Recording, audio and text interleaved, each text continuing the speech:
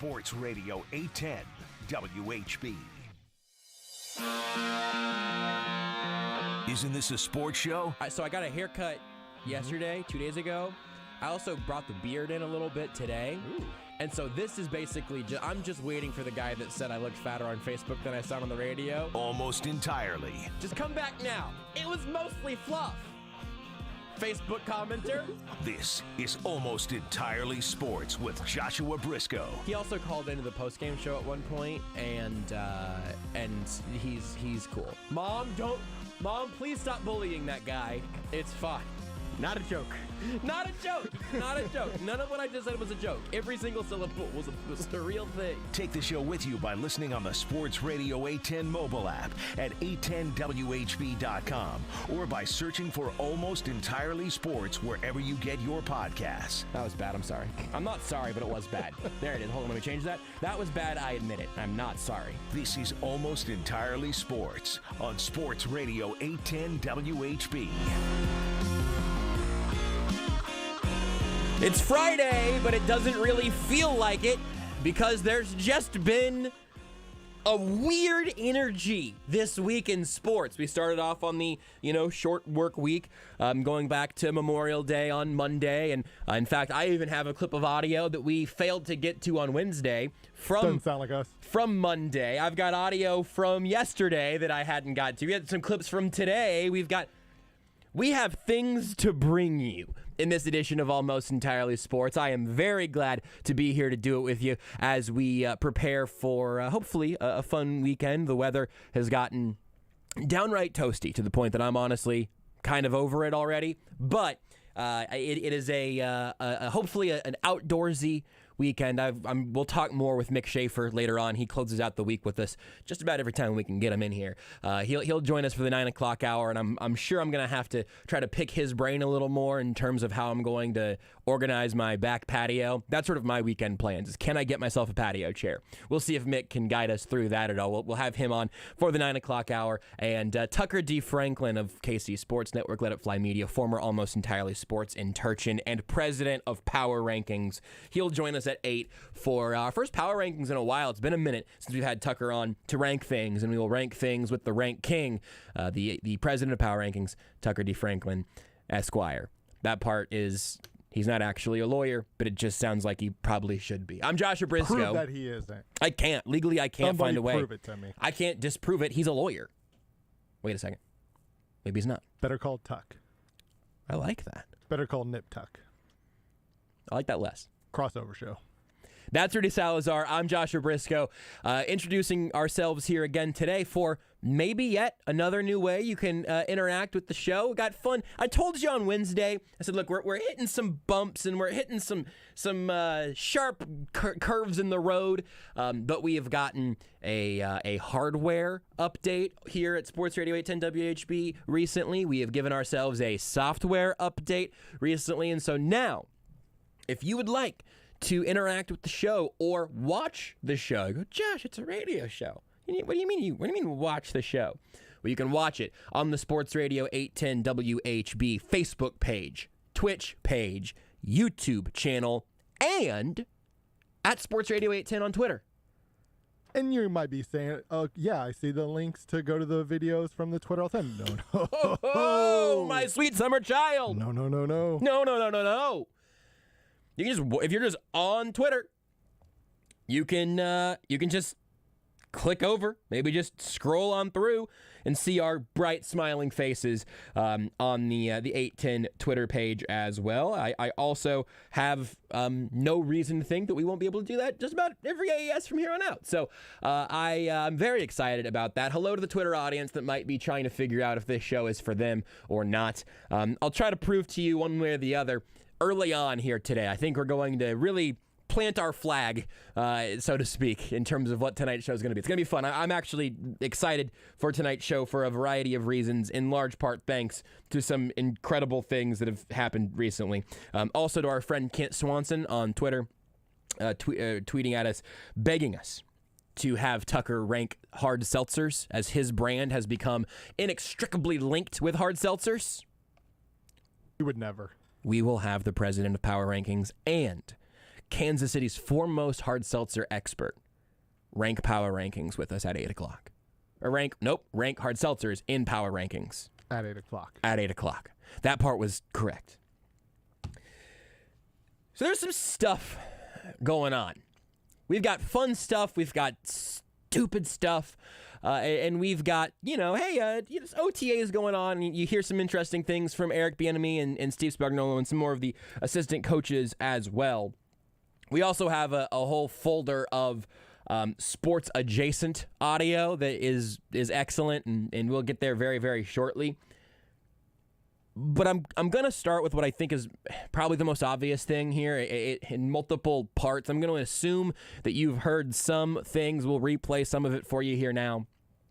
But over these last couple of days, the biggest story in Kansas City has been Tyreek Hill choosing the editing questionable points over the course of his very long rollout. I think we've got another week still before the first episode of his podcast drops. Now, hold up. Let's give him some fair. He might not be in charge of the audio and everything. I mean, who's the boss of this whole thing? Do we know?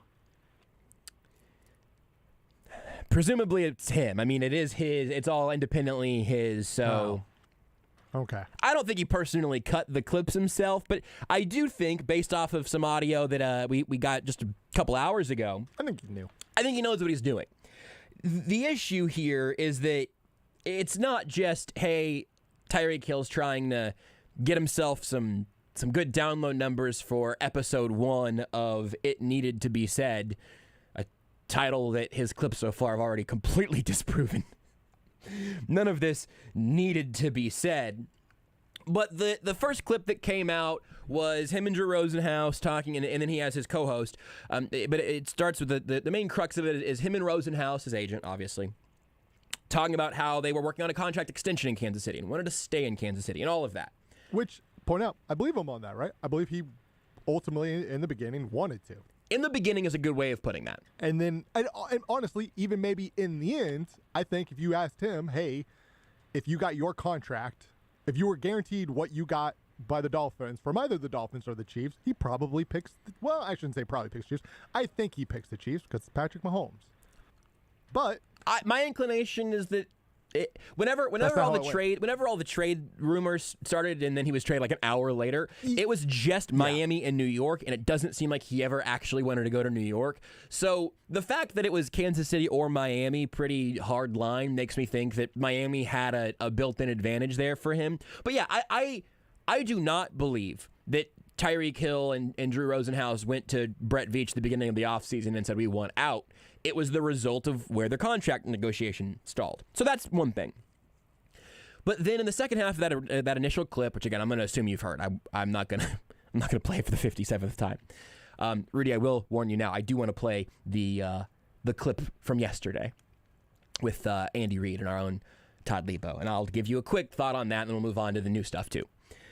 But his co-host says, "Let me ask you this: do you believe that the Chiefs were maybe intentionally, despite knowing what you can do, intentionally suppressing your stats to decrease your contract value?" At first he said trade value, corrected himself, contract value.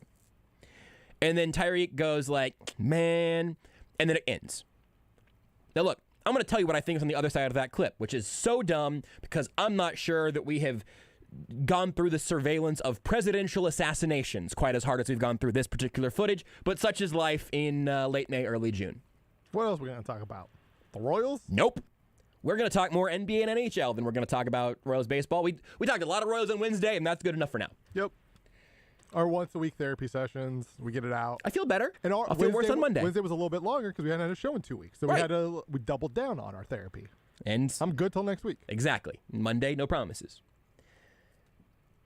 On the other side of the clip, I fully expect Tyreek Hill to not insinuate that the Chiefs suppressed his production. Because, wow, what a dumb thing to say that would be.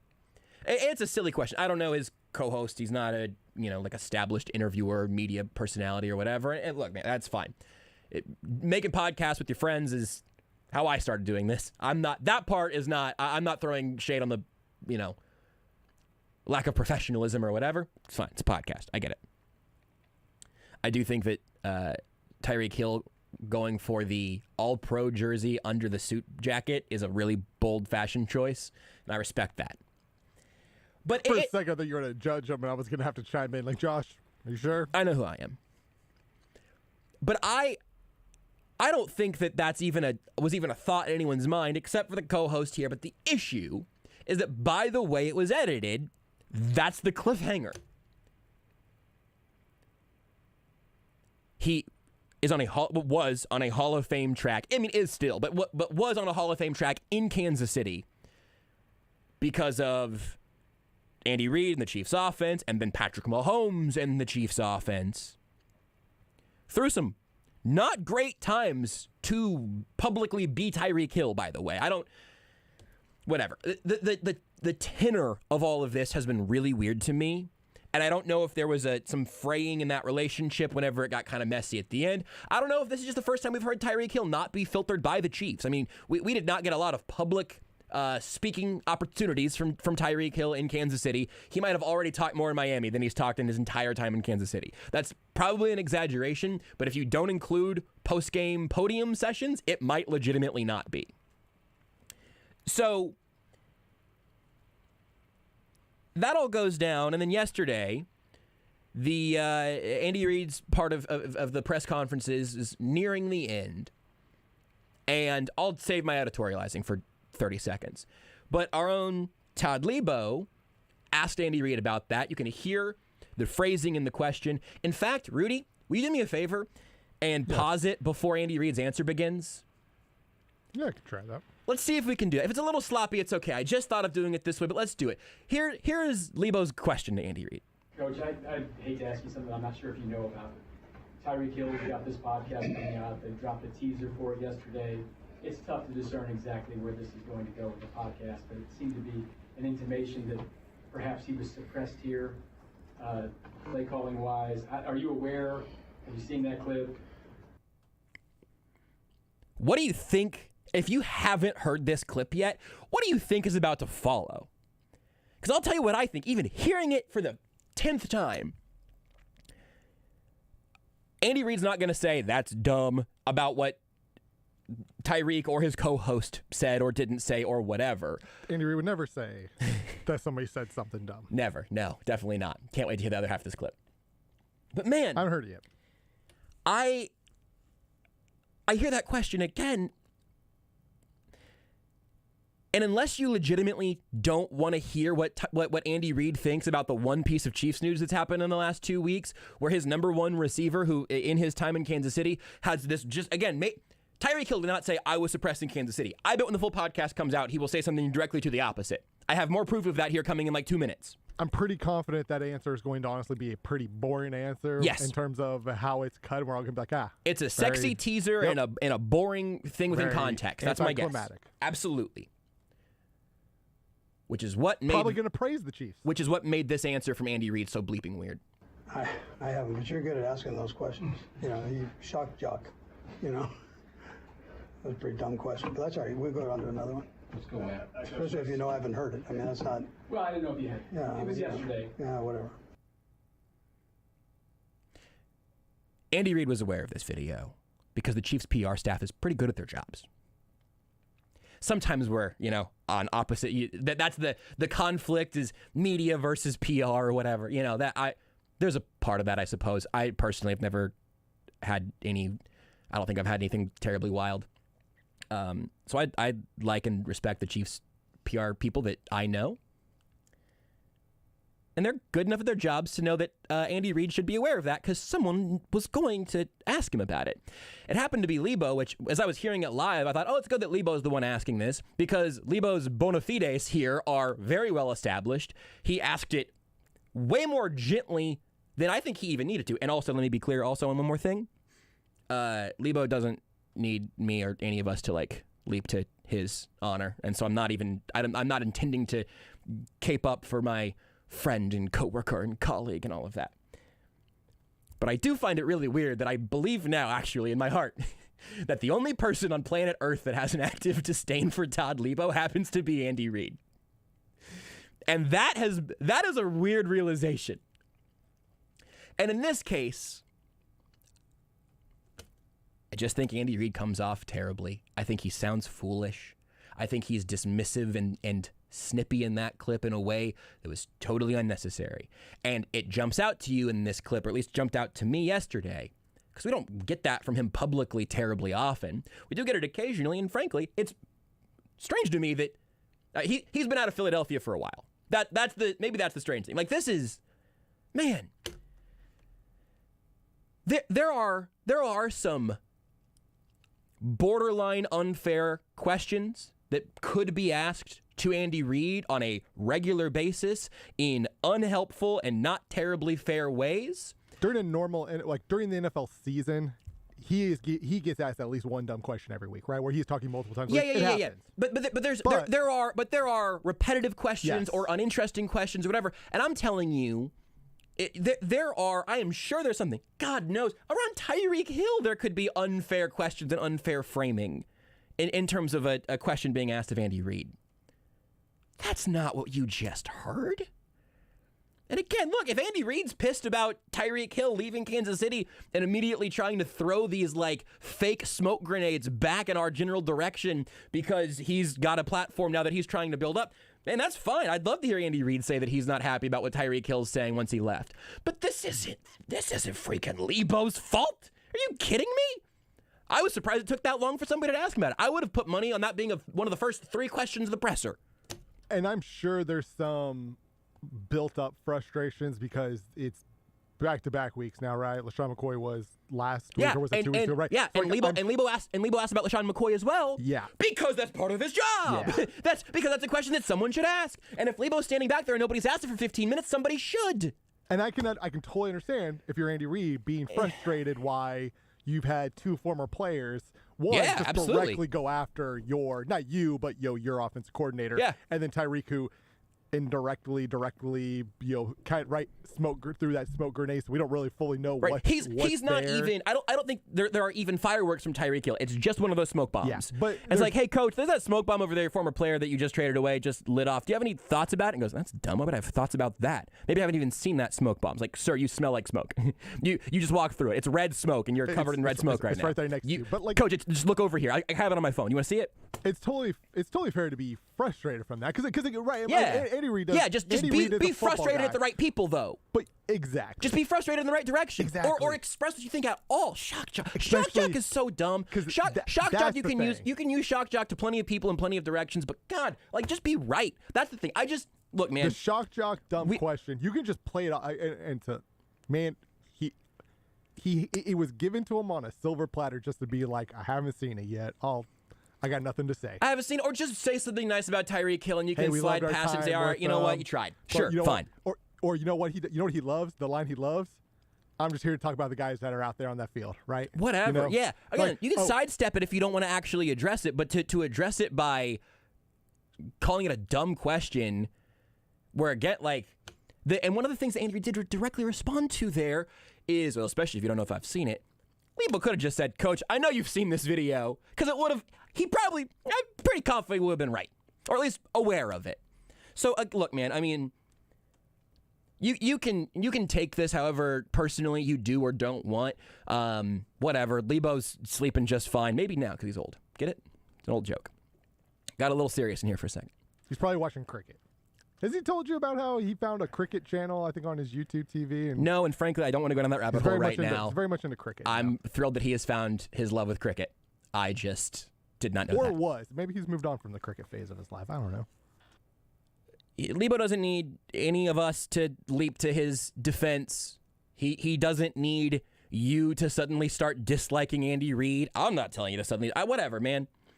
But I just thought that was such a weird, a truly bizarre moment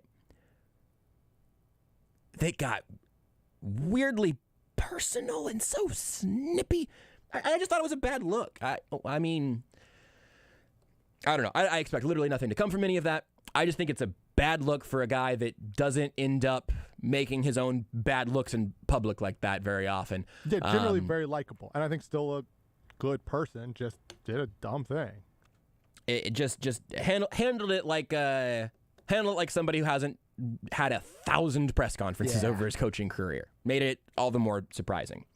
and just truly bizarre. But again, I now there's your trivia question is, hey, who's somebody that has publicly expressed dislike for Todd Lebo? And I think that there's maybe only one name on that list. It's just a big name. So it's just a weird me. It's my name's longer, Joshua Brisco with an E. One letter too many, but I'll just let you, for the bit, whatever you got to do. Anyway, so that was all very weird. And if you hadn't heard it, I feel like people should hear it because I think it's your team's head coach having a weirdly bad, out of character public moment that he probably won't have to, I don't expect like a formal apology or anything either. Just think it's weird and a bad look. Speaking of weird and a bad look, though, let's go back to Tyreek Hill. So this was fresh from just a couple of hours ago. This was tweeted out by Zach Martin. I actually thought that this was after Dolphins OTAs, excuse me. It's not. This is apparently before a camp that he's having in Wichita. I didn't know it was happening today. But Zach Martin tweeted out this video at Zach Martin TV, and he asked about this sort of whole podcast rollout process and where that has led us all. And I think Tyreek Hill actually just explains it pretty well here. It's been kind of the news all week about your podcast that's coming out. Just kind of the excitement behind that as leading up to the 10th. Oh man, I'm very excited, man, for it to be released. A lot of people are getting caught into the bait. So it's just like it was just like a minute snippet of what it was just a question. My co-host Julius Collins posed the question to me. And, as you've seen on the clip, I didn't even answer the question, so it was just a question, so I just feel like for my podcast, I feel like my podcast is going in the right direction. I got people, panties in a wad, so I feel very comfortable with that, so I just feel like some things just needed to be said, Look, man, I mean, a lot of people are getting caught into the bait is a pretty transparent way of putting it. Also, this has been true my entire life and continues to be true right now. I don't like the word panties. I don't like saying it, don't like hearing it. I don't have a lot of those words that are just like bad to my moist or whatever. It doesn't really bother me. Buddy. That's not bad to say or hear. It's not my favorite. You don't like being called. It's not my favorite thing to be called. I'm not like super militant about it. But yeah, I mean, I would rather be called buddy than panties. But I mean, you hear like he just said it. Like I didn't even actually answer the question. He just asked the question, and then I cut it there. Yeah, man. Bad editing. Bad editing has consequences. That it did for him. That wasn't even on purpose. That was an honest to God Freudian slip. But I mean, I don't know. So I think this is going more or less according to plan for Tyreek Hill. I think you'd probably maybe rather there be a little less heat on some of it now in terms of where it sort of felt like it was getting just dumb again. It's a silly question for his co-host to ask him, and it's a silly choice to use that as a point to cut it. But again, we're talking about it, and so if you can hang on for another week of little releases, I guess you're going to get the full podcast a week from now. I will probably need to listen to it just so I can make sure that everything we've expected from it is ultimately true. Such is life. But there you go. There's your Tyreek Hill / Andy Reid / Lebo update, I guess. I bet Lebo loves being grouped into that because he's just such a shock jock. He craves the attention. It's something I've always really believed in my heart about Lebo, is that despite the fact that he spends 90% of his energy behind the scenes making other people look and sound and feel good about what they're doing in their public, radio shows or videos or reporting or whatever, it's just that Lebo really seems like got into this for the spotlight. I'm annoyed. It's just so. Honestly, I just wish Lebo would have gotten his money's worth. I just wish Lebo would have asked that question shirtless. or like actively blowing a party horn during other people's questions. I don't know. Like if you're gonna be called out for whatever being a shock jock, he should have gone in with one of those slide whistles. So whenever somebody else asked a question about I don't know, how Shane Buechele looked during OTAs without Mahomes being there, where Lebo could have just been in the background gone, I can't whistle. That was me. I did whistle one the second time. That was not Rudy whistling. Shock jock behavior. Anyway, I hope they never talk about this again. Honestly, it's not that fun and kind of uncomfortable. But I thought we probably should. Speaking of way more fun and deeply uncomfortable, 2 pieces of audio in my list today actually fill that particular qualifier, and we'll bring you some of those whenever we come back. They're both going to give you chills in very different ways. Want more Almost Entirely Sports? Watch the show live on the Sports Radio 810 Facebook page. When flying insects show up in your home, how do you get rid of them? Hopelessly clapping every single one? Aimlessly swatting back and forth? Hanging fly strips in your living room? Ew.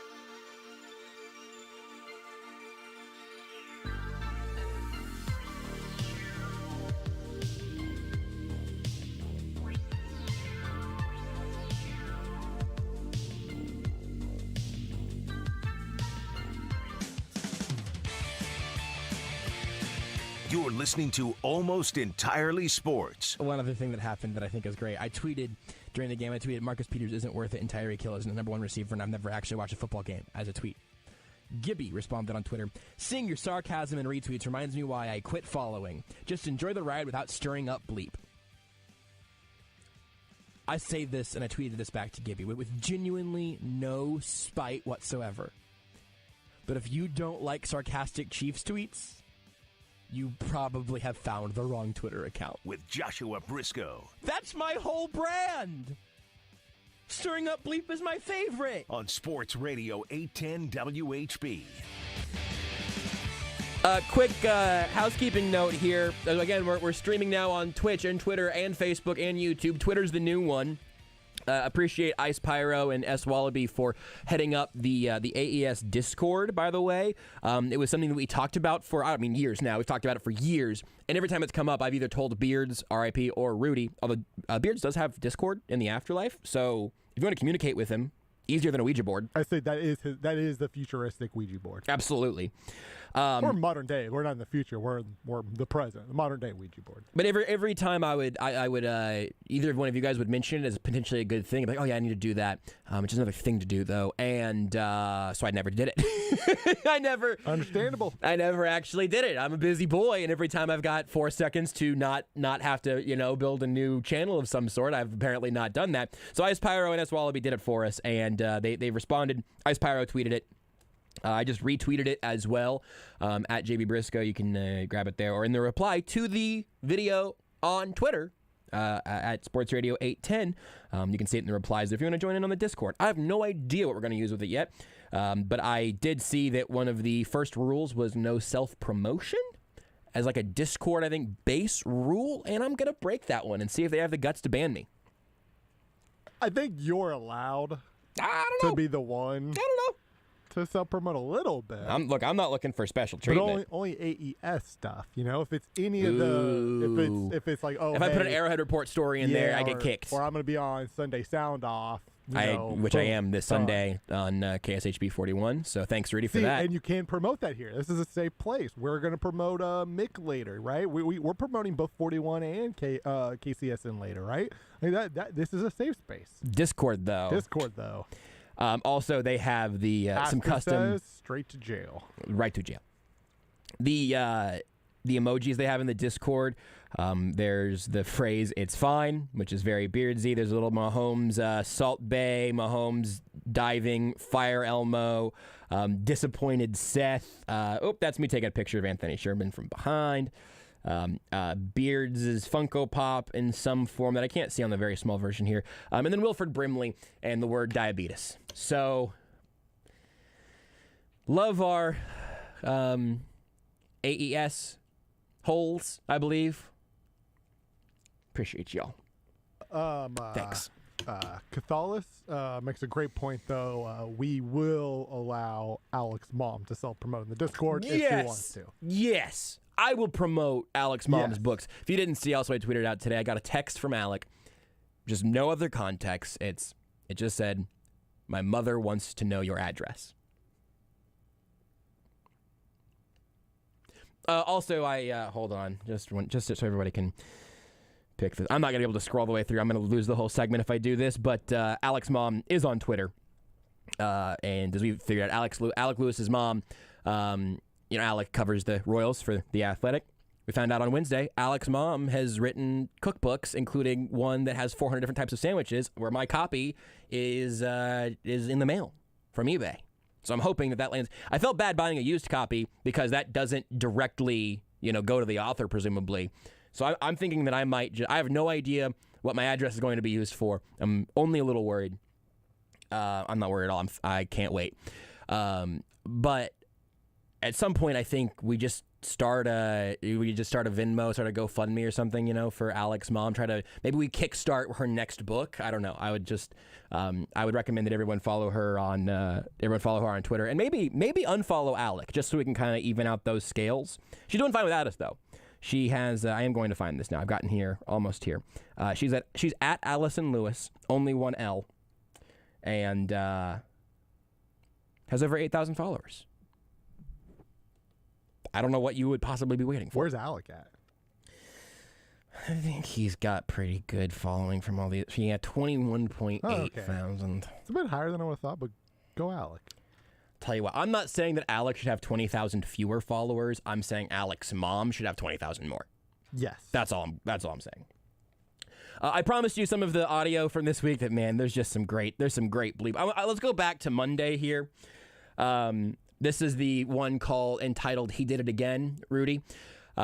I've instructed Rudy not to listen to any of the 3 most fun sports-adjacent clips that I have pulled for today, because I want Rudy's live response. Yeah, so I have not listened to He Did It Again, but as just for whatever reason you saying it, yeah, just something clicked in my head. I don't know what that would be. Is it baseball related? No.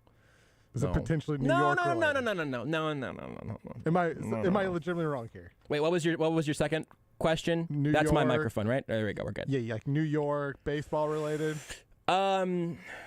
I don't remember. I don't know. Look, there's no reason to keep talking about it. I just think you should hear a really beautiful, touching moment from Monday. And Miles Teller, whose movie Top Gun Maverick is out right now, is joined by American Gold Star Mothers past national president Judith Young, unveiling the gold chair, which will sit vacant here at Citizens Bank Park, honoring those who paid the ultimate sacrifice. Castellanos rips one to deep left field. It is gone! Solo home run for Castellanos. So good. He's hit in 5 straight. It's 1-0 Phils. Somebody's getting hot. Good Lord, that bat was flying through the zone. Oh, boy. Good guys up 1-0. Could you just pick it up from Ultimate Sacrifice for me? Just the timing between the announce. I don't know that the word sacrifice was fully out of the announcer's mouth. If you somehow didn't know, Nick Castellanos famously has the home run during Tom Brenneman's apology for being caught on a hot mic being homophobic. And that's a deep ball to left field. It's an all-time iconic sports broadcasting moment, and Nick Castellanos did it. He had another moment that was somewhat similar to this one, but this is the here, 3rd or 4th one. This one's egregious. Those who paid the ultimate sacrifice. Castellanos rips one to deep left field. I can't stress this enough. I cannot stress this enough. That is not edited at all. It is. That's how it is. Ultimate sacrifice. So when I'll give you, when I did see the He Did It Again, what clicked in my head was I forget the announcer, for the Yankees, their play-by-play guy, John Sterling. John Sterling. Nope. Yes. Yeah, who's constantly like, and Stanton's hit another Stantonian home, and it's caught by the left fielder. No, what did I miss? But then once I like shortly after playing, I remembered. So I had not heard the audio, but I remember like scrolling through Twitter, seeing the video, but just kind of like passing by it, and remembered. Oh yeah, he did it again. Just play it one more time. Just play the whole thing one more time. It just doesn't. It's you. If this was, do you know the this was a famous, pretty early YouTube sketch, I think, or maybe not even super early, but long enough ago, where the whole bit is that there's a goalkeeper who is who's defending PKs at the end of a game, and the first ball gets kicked to him and it like bounces right off his face, and he deflects it, and the announcers go wow, what a save. And then the next PK comes up and he blocks it again, but like this time it's with his crotch. And then the next time he is literally crawling away because he is in such pain, and he blocks the next one with his face because they just keep hitting him with the ball over and over and over again. It's like, man, it's comedically, it's some great work. It really is. Like, I don't know how old it is at this point or anything. It's good. This is honestly overwritten if it was written. And Miles Teller, whose movie Top Gun Maverick is out right now, is joined by American Gold Star Mothers past national president Judith Young, unveiling the gold chair, which will sit vacant here at Citizens Bank Park, honoring those who paid the ultimate sacrifice. Castellanos rips one to deep left field. It is gone! Solo home run for Castellanos. He's hit in 5 straight. It's 1-0 Phils. Somebody's getting hot. It's just egregious. So good. And that's one of the things here where with Brenneman it was like, and that'll make it a 3-0 ball game or whatever it was. He still kept a very serious tone. But he was right in here like, my career situation. might be over. And in this one, they're like, honoring those who made the ultimate sacrifice. God, so deep right for deep left field. That is gone. He's getting hot! He's heating up! Nick Castellanos! And thank you again for your service, all of those who serve this great country. Gone! I know it might be an overreaction. No. You can't, if you know that Nick Castellanos is coming up next, you have to tell. In that inning. You have to, your producer there has to be like, no, hey, move that later. That later. He's batting third in this inning? No chances. No, we're not risking anything. We're doing it now next inning? We will move it to the next inning. We are not going to do this as he is walking up to the batter's box. We will wait until there are 8 batters between Castellanos and his next at-bat. Unless they're all doing this on purpose now. Ooh. Which is even funnier to me. Where if you have the opportunity to do something serious and honorific, paying tribute to people who, Lord knows, deserve that sort of tribute. Or you need to apologize. Or if you need to apologize as someone who deserves no particular tribute, maybe you just say, hey. Let's wait till he comes up. Maybe this is going to go viral, and maybe we can turn that into a positive. I don't know. But, man, it is exceptional. One more time, please, ultimate sacrifice into the crack of the bat. I'm going to just go ahead and see if I can literally get – I love using the little stopwatch on my phone. I measured, that the Liam Neeson audio about equal pay, it's – incredible. We won't get to it today because we've already got like 3 more things I want to play. I did this with Beards, RIP, 3.26 seconds between Liam Neeson saying that men need to be part of the solution in terms of unequal pay in Hollywood to being asked if he would consider a pay cut to help make that happen, and his response being, no, that's too far. Literally 3.26 seconds. I measured it. Let's see how miserable Nick Castellanos is at ruining big moments, or how great he is at ruining big moments. Those who paid the ultimate sacrifice. Castellanos rips 0.3 flat. I got 0.3 flat just then from sacrifice to the crack of the bat. So anyway. Pretty good. I don't know where Nicholas Castellanos is right now, good so I will. times by him. I'll say, thank you for your service for all of those who have hopefully been appropriately thanked and honored this week, and I just hope that you've been able. Castellanos rips one to deep left field. It is gone. He did it again. Hope you. I hope you stayed far away from Nick Castellanos and were able to. Appreciate it. Castellanos rips one to another deep one. Left field. It is gone. To appreciate a very serious day that obviously carries a lot of weight in this country. Just if you see Nick Castellanos crossing the street at some point, and you're on that, just cross. Castellanos rips one to deep. I don't know how he keeps doing this. It is gone. So. Whenever we come back, we'll either play. Yeah, we'll have time to play the next. The next audio is probably somehow maybe more cringeworthy. There's a tease for you. Rips one to deep left field. It is gone. Did you know you can listen to Almost Entirely Sports anywhere, anytime? Well, you can. Just search for Almost Entirely Sports wherever you get your podcasts. Spring is finally here.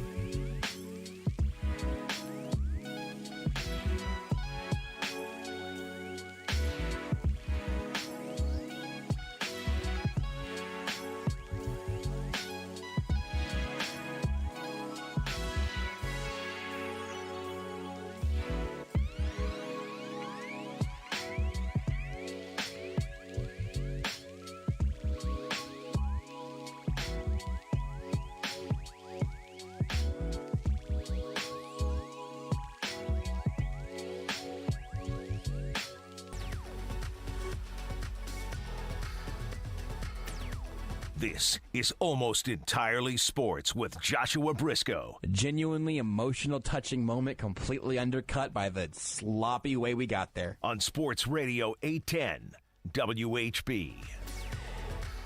We will power rank things with our dear friend and president of Power Rankings, Tucker D. Franklin, next here about 10 minutes from now. He'll make his return to the AES airwaves. Mick Shaffer of KSHB 41 after that.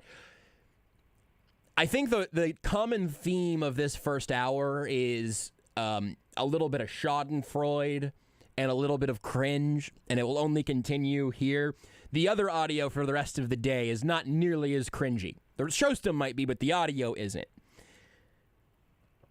But man, this one is. This is a tough one. Also sports adjacent, though, so we're doing great. This originated from Jake Kosak on Twitter and TikTok. Wasn't familiar with his work previously. John Cusack. I don't think it's John Cusack. Pretty sure that's how you pronounce it.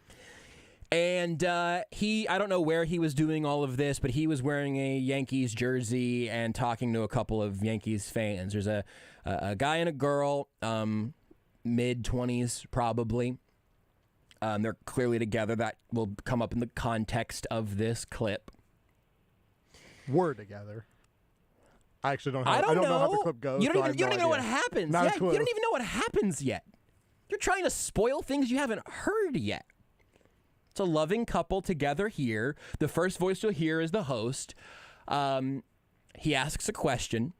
Then you'll hear the responses from the happy couple.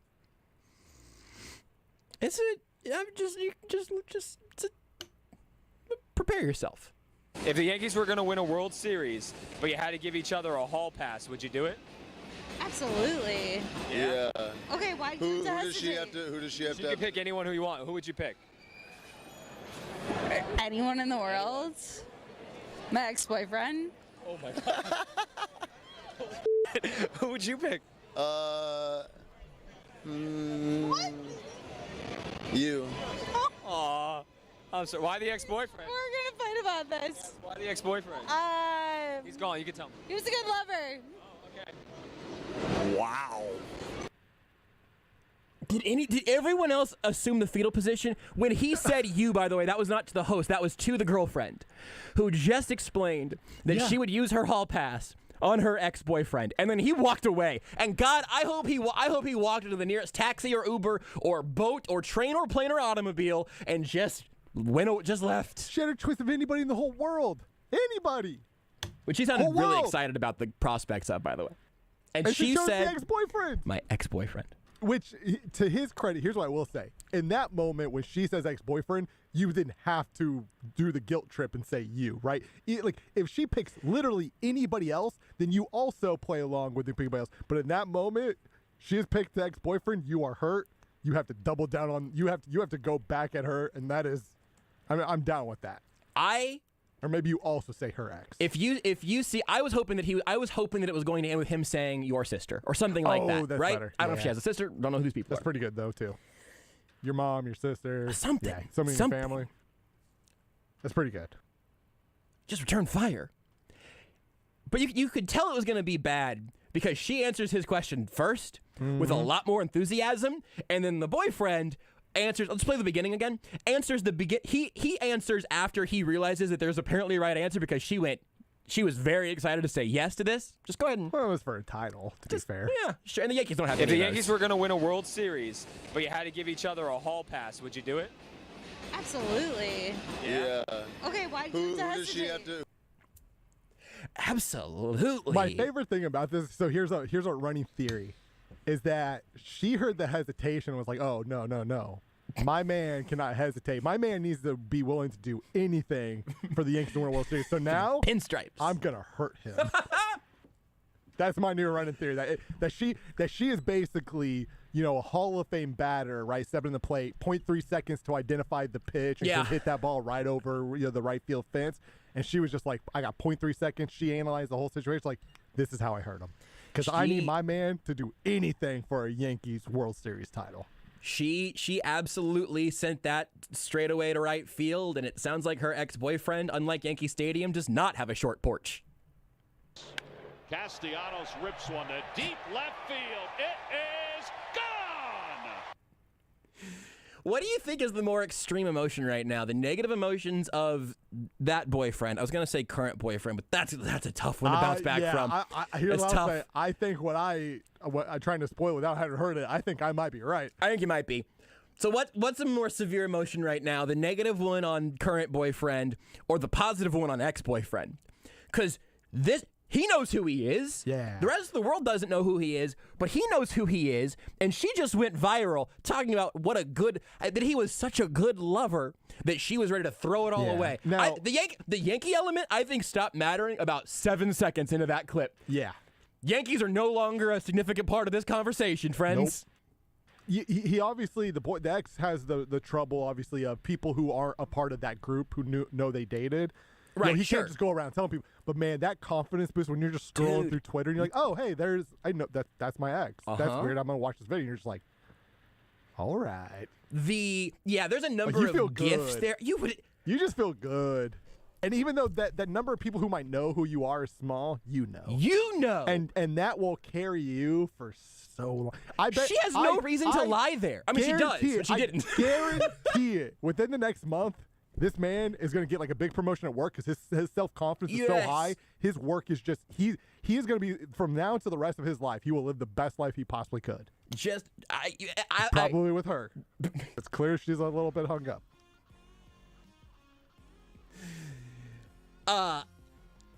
You can't go back to her. No, you can't. And I agree with everything that you just said, including, here's the thing.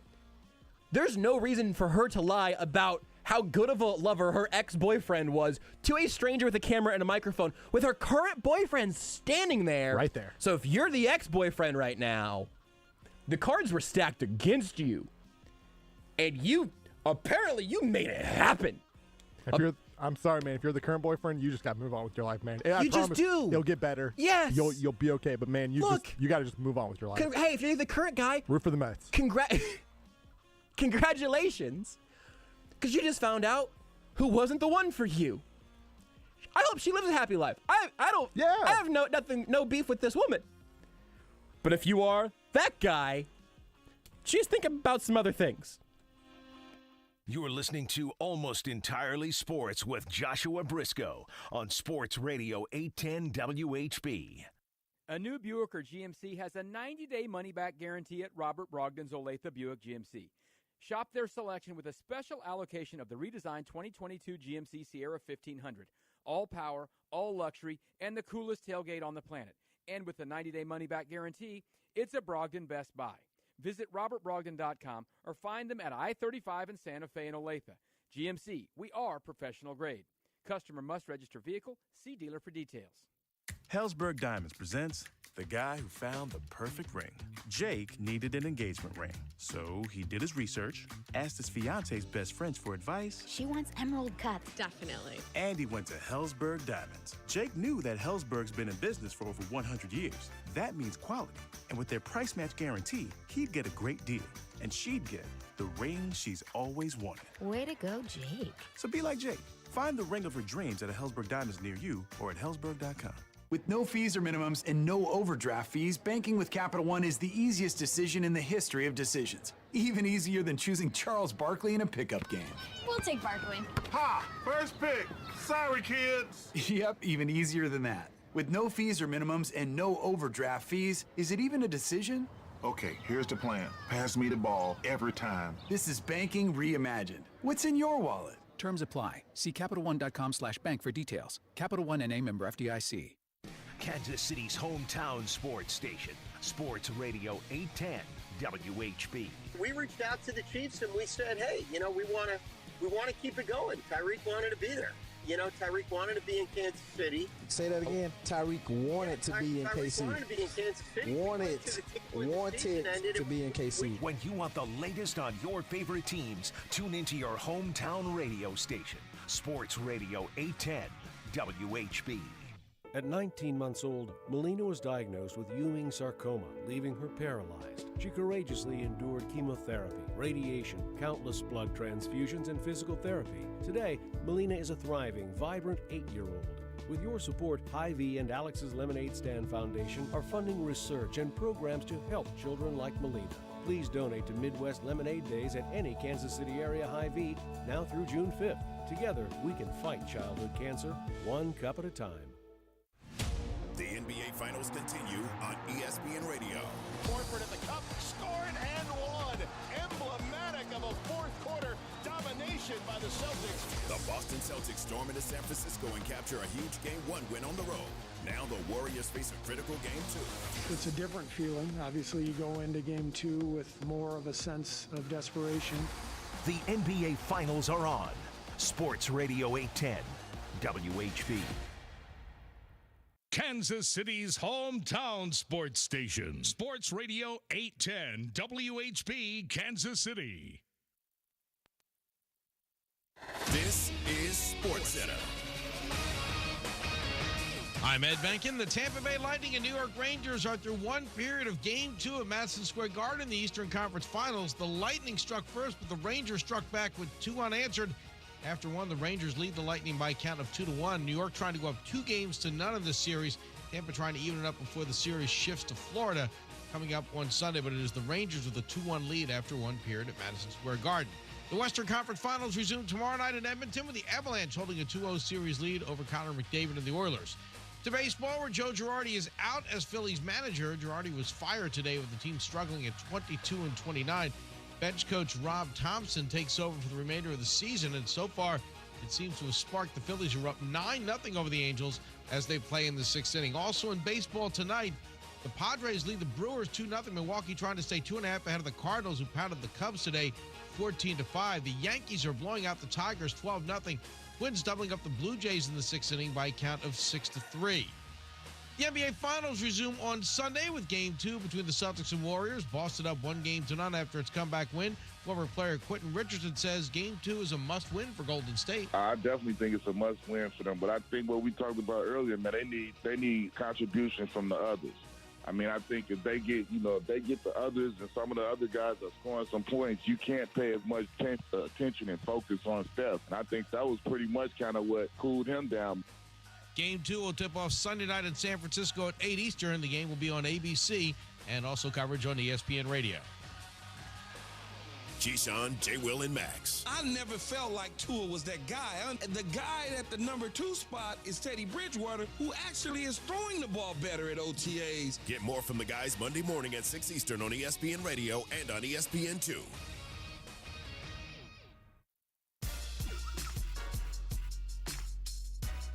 This is Almost Entirely Sports with Joshua Brisco. Tucker, what's your number 1 type of ice?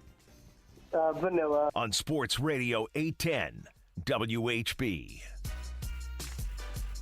Oh, yes, it feels so good to be back in power ranking territory with our dear friend Tucker D. Franklin. You can see his work over at KC Sports Network, all across KCSN. You can follow him on Twitter at Tucker D. Franklin. I believe the TikTok at is still Pikachu Mixtape, although I can't there might have been another. I can't remember all your alter egos off the top of my head, Tucker. I do apologize for that. He is our president of Power Rankings. He is a do-it-all-man over there at KCSN and Let It Fly. He is a former AES interchin, and now he is here, among other things, to also flex his expertise as Kansas City's foremost hard seltzer expert. I'm willing to put that title on you, Tucker, not that you don't have enough titles already. Wow, I appreciate the kind words and the wonderful intro.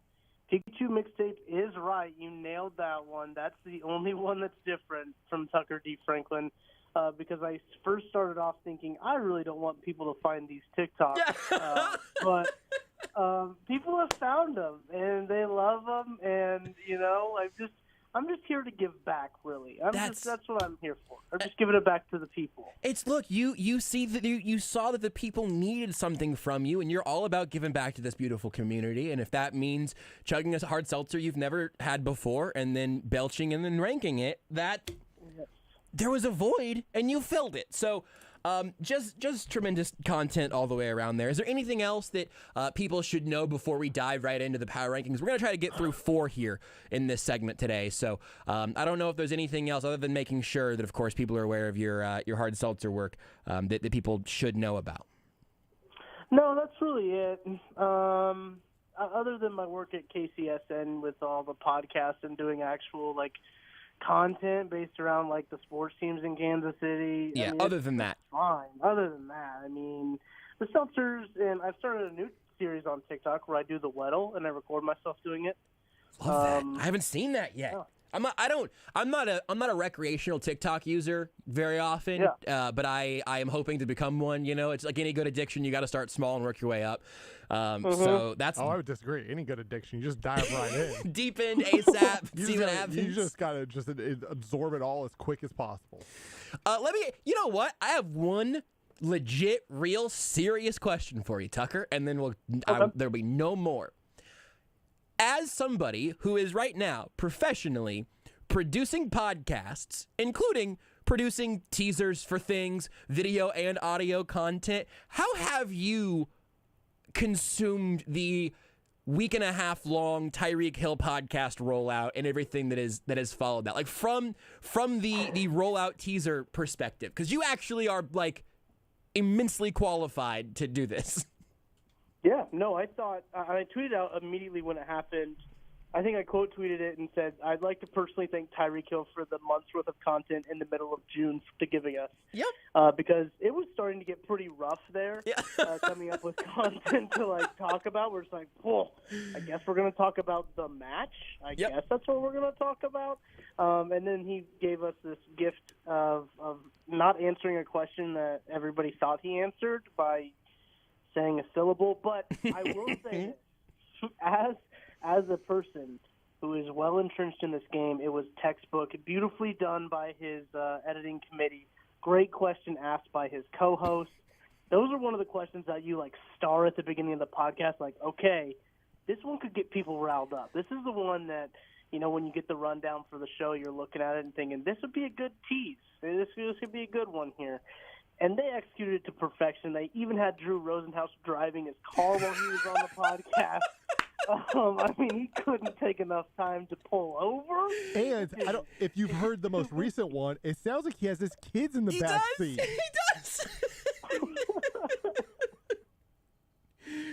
Yeah, just textbook, just incredible work. Okay, good. Well, I appreciate your expertise, Tucker, because you're right. Look, dude.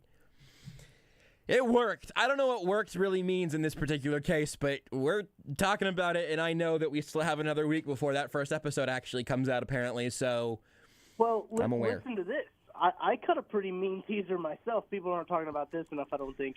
So Adrian Martinez was on the K-State show, 3 Mall, on KCSN. He said that he thought this K-State team was the most talented team he's ever been on, and as soon as he said that, wrote down that timestamp and said, this one's going to make Nebraska fans real happy. And it got picked up by Barstool, a bunch of other media outlets picked it up. I think even The Athletic wrote about it. So, listen, I get it. You got to play the game, and the game works. The game definitely works. Well, look, I hope that you are adding the Tyreek Hill media empire to your Twitter bio at some point, because clearly you guys are a match made in heaven. Yeah, great. Hey, also great work. I was going to tell you this off air, but great work editing that for him. I really think you did a great job. Thank you. I don't know if he paid you enough, but I think you did some great work. All right, there you go. So there's Tucker teaser expert, but I want to talk to Tucker D. Franklin, president of D's Power Rankings, but he can't come out until the music starts. Ooh. Mr. President! Yes? Thank you for calling on me.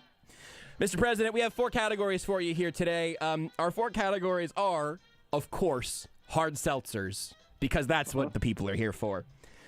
Sports commissioners, because it's a sports show.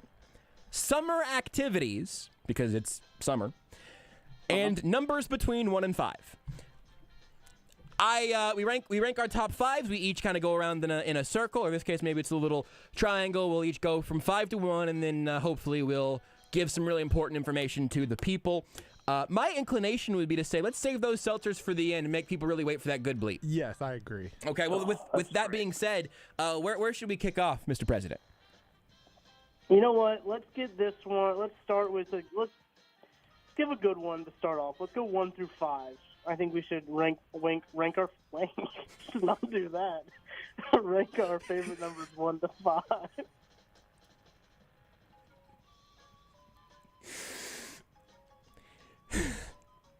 Good to have you back, buddy. I don't like calling people. I don't like being called buddy. We've covered this, but I think talking to you makes me think I'm talking to Kent also, and Kent is the one person in my life who I've allowed to call me buddy for a long time. So apparently it's rubbed off on me. Whoa, hold on. Speaking of... Number 5, I will give you my number 5 ranked number between numbers 1 and 5. For me, number 5 is 5. It's a solid number, but, from the pool in question, I find it to be, relatively flexible in that regard of, where it stands. Rudy, number 5. So, for me, number 5, I also had 5. Wow. I agree with the logic. It's pretty sound. Tucker, number 5. I've got number 2 because when I see that number, I think of Derek Jeter, and I don't like him. At number 4, I have number 3. I think it is a solid number. It's a top tier number in the grand scheme of things, I think. But ultimately, it doesn't have quite the presence of an 8. Specifically, if we're going to leave those 1 to 5s, or obviously the ones that are going to be above it. So I've got number 3 at number 4. Rudy, number 4. So for number 4 for me, I have number 2 because number 2 is just the first loser, and so. Oh wow! While I think it's still better than 5, you're still pretty low. That's excellent. That's great logic. Tucker, number 4. Number 4, I've got number 1 because it's the most lonely number. Great logic. For me, at number 3, I have number 4. Brett Favre wore number 4. We're not just doing sports numbers here. I mean, but that is what I think of when I see. I see number 4. I think of Brett Favre, which is also why it isn't higher on the list as well. Rudy, number 3. For me, number 3 is 3. It just kind of feels very middle. It's just a middle of the pack number, It's just what should be there right in the middle. Tucker, number 3. Number 3, I've got number 3. At number 2, I have number 1. I think it's a good number. You want to be number 1. As you mentioned, though, Tucker, it is a lonely number. I think that's a great piece of analysis, but I do still demand respect for number 1s, which is why I have it at number 2. Rudy, number 2. So for number 2, I had the number 4, honestly, because when I think of the number 4, I think of Brett Favre. People don't know this about me. I fell in love with football because Brett Favre. I had a Brett Favre rookie card with the Falcons. I got Brett Favre books. Loved Brett Favre. Questionable, moment in his life for a second there. But, hey. Continuing, actually. I don't know if you've checked out the headlines at all recently. No, but I haven't. Yeah, it's not ideal. But, hey, I'm thinking of remembering in the good old days. No, absolutely. No, more recently, there's been some fraud around Brett Favre, and honestly. No, fraud's fine. Hey, here's the thing. If you're out there committing fraud now, fraud's nothing. That's like. It's like I don't know. It's like a slap on the wrist thing. As long as it's not, there's a line. Fraud doesn't cross it for me. Totally. I just wish that he had maybe sent some more fraudulent documentation earlier in his career because I was gonna say that's a hard one to get out of your head, but. Oh. Tucker, number 2. Number 2 is number 5 because it reminds me of a high five. At number 1, I have number 2, which is because it is the first. I see number 2 and I think of Derek Jeter, and that I love Derek Jeter as a child, and I know that makes Tucker and I diametrically opposed on this one, but I'm cool with it. Rudy, number 1. It's number 1. You want to be number 1. Number 1's best. If you're not number 1, you're last. It's just 1. Tucker, number 1. Number 4 because it was the last number left. Love that logic.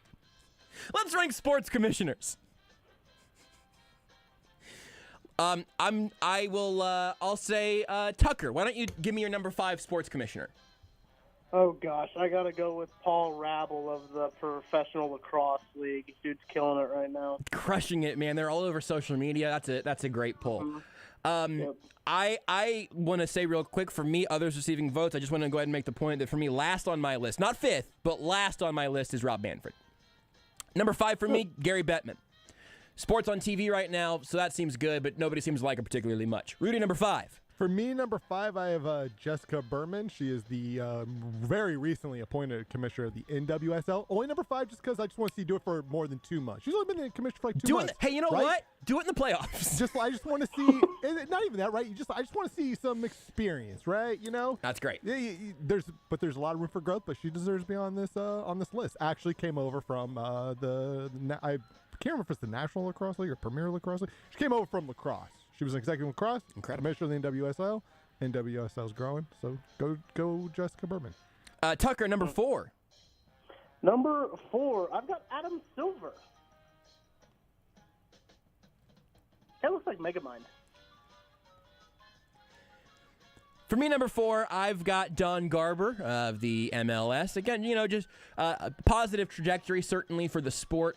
Had a big international victory a couple of weeks ago with Seattle making some noise in the U.S. Open Cup. Champions. Damn! I officially am going to get all the soccer names right. CONCACAF Champions League. Damn. CCL. He'd be higher on the list if I knew what that meant.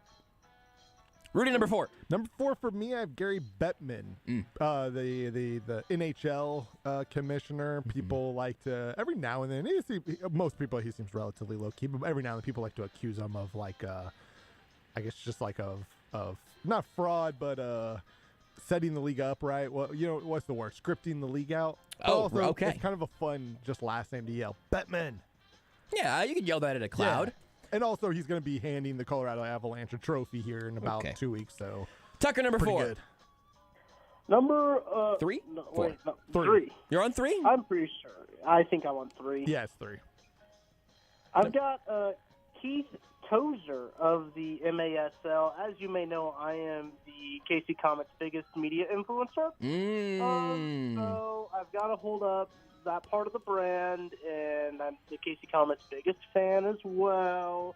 So got to shout out the commish. I think that's great. You want to keep riding up that ladder. I think that's a great idea. For me, number 3 is Roger Goodell.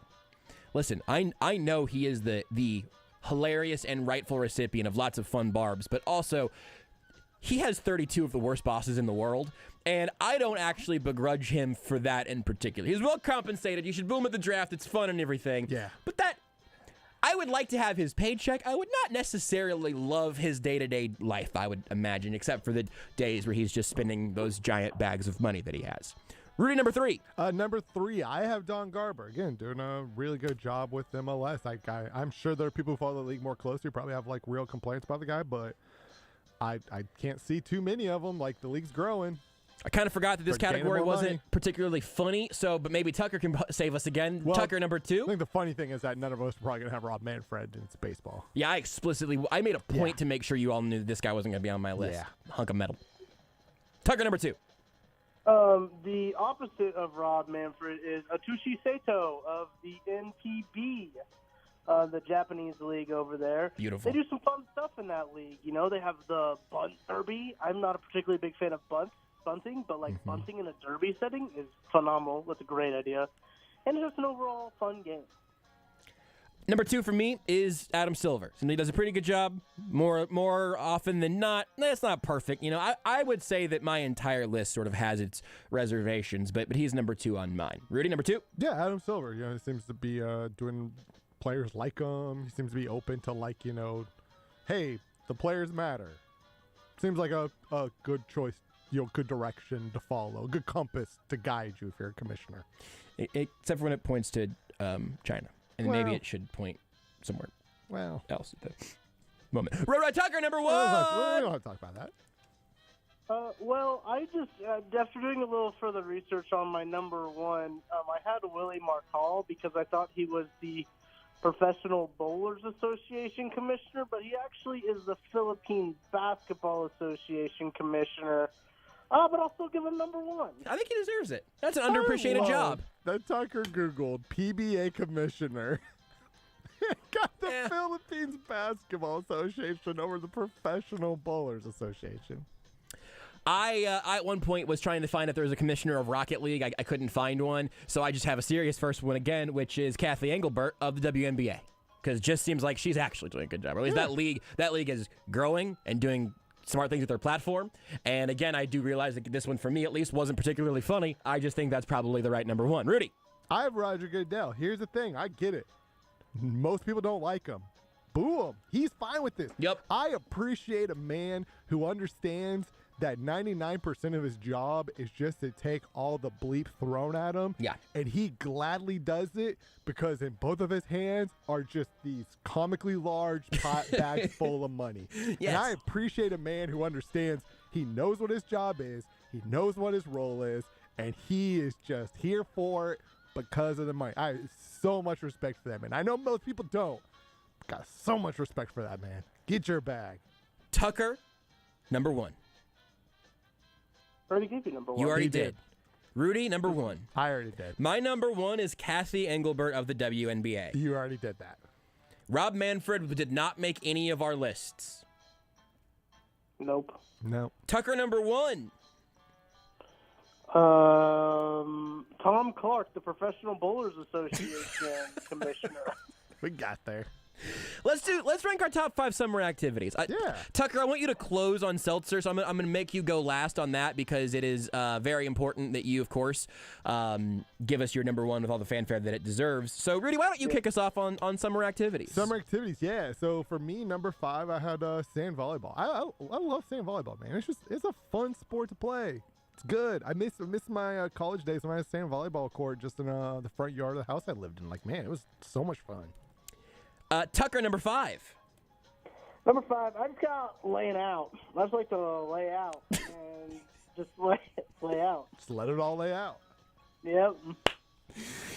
Number 5 for me is opening all the windows in the morning before frantically shutting them all when it rapidly climbs to 85 degrees. It's a tradition like any other. You freshen up the house a little bit, but then you hear the AC kick back on. It's like, oh God, I'm not paying money to cool the outdoors. Am I right, kids? I literally am the Progressive commercial. It really bums me out. Rudy, number 4. Naps. Who doesn't like a good summer nap? Summer nap on a cold couch. I have a hard time taking naps, but when I do, I am able to fall asleep during the summer. Just a nice summer nap feels good. Tucker, number 4. Number 4, I've got buying hard seltzers. Yeah, you do. Yeah, you should. Damn right. Number 4 for me is sand volleyball. And Rudy already explained why all of that's so fun and cool, so I'm going to keep it moving. Rudy, number 3. Number 3, barbecues. Wow. It's just nice just to be outside, and you don't have to be making barbecue, but just cooking anything on a grill. It's it's fun. You're outside, you're cooking. Feel good. Feels good. Tucker, number 3. Number 3, I've got not doing anything. Yeah. Love it. It's beautiful. Do you have a favorite nothing to do or favorite place to do nothing? I like to do it on my couch. Love doing nothing on your couch. Good spot. No, man, you heard that. Tucker loves to do it on his couch. Well, let's mark that one. Just have that. This whole segment's giving us some gifts already. Number 3 for me, being near a body of water.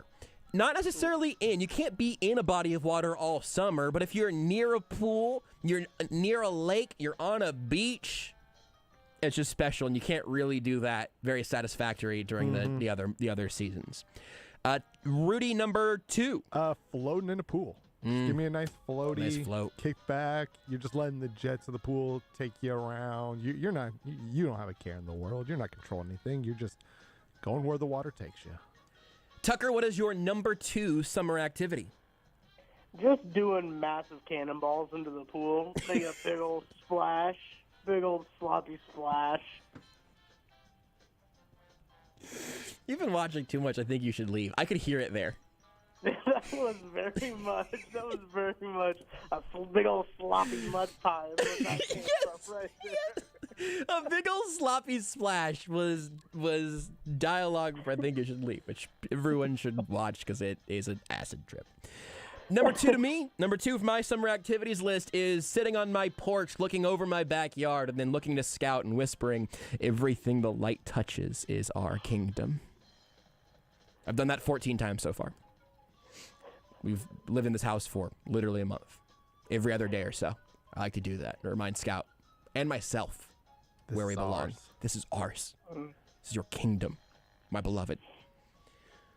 Rudy, number 1 summer activity. Number 1 for me is laying by the pool. Not in it, by it. And it's good.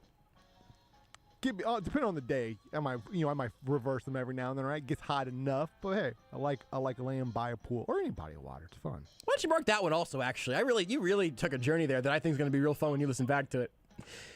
Tucker, what is your number one summer activity? Just chugging hard seltzers and taking them to town. That's really what it is. Tucker, I can't make a whole segment on liner, okay, man? It's just too much. My number one summer activity, being inside. And I don't even just mean running away from the heat. That's partially true. AC does feel good on a hot summer day. There's something specifically about, not just being inside. Maybe it's going inside. Yeah. You've been outside working all day. You're tending to your kingdom. You're in your backyard making sure the kingdom's looking good. Exactly. You then walk inside and you get hit by that wave of AC. You're just like, oh, boy. Then you know what you do? You head right for a hard seltzer. Got to. Absolutely must. That combination. Oh, that's a good day. Or you could have just been laying out by your pool. Regardless, you're outside, you go inside, you grab a hard seltzer, feels great. Let's do it now. We have the king of hard seltzers with us. Let's rank some of them. Top 5 hard seltzers. I will. I'll kick us off because I'm the one that has to MC this, and I always forget what order we've gone in because apparently I can't count. So I will say number 5 for me is the Truly Blueberry Acai.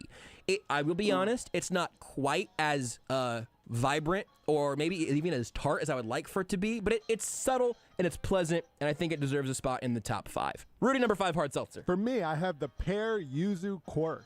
It's a nice, crisp taste. It's nice. I'm going to throw in my honorable mention now because I actually haven't tried it yet. I've just found out about it.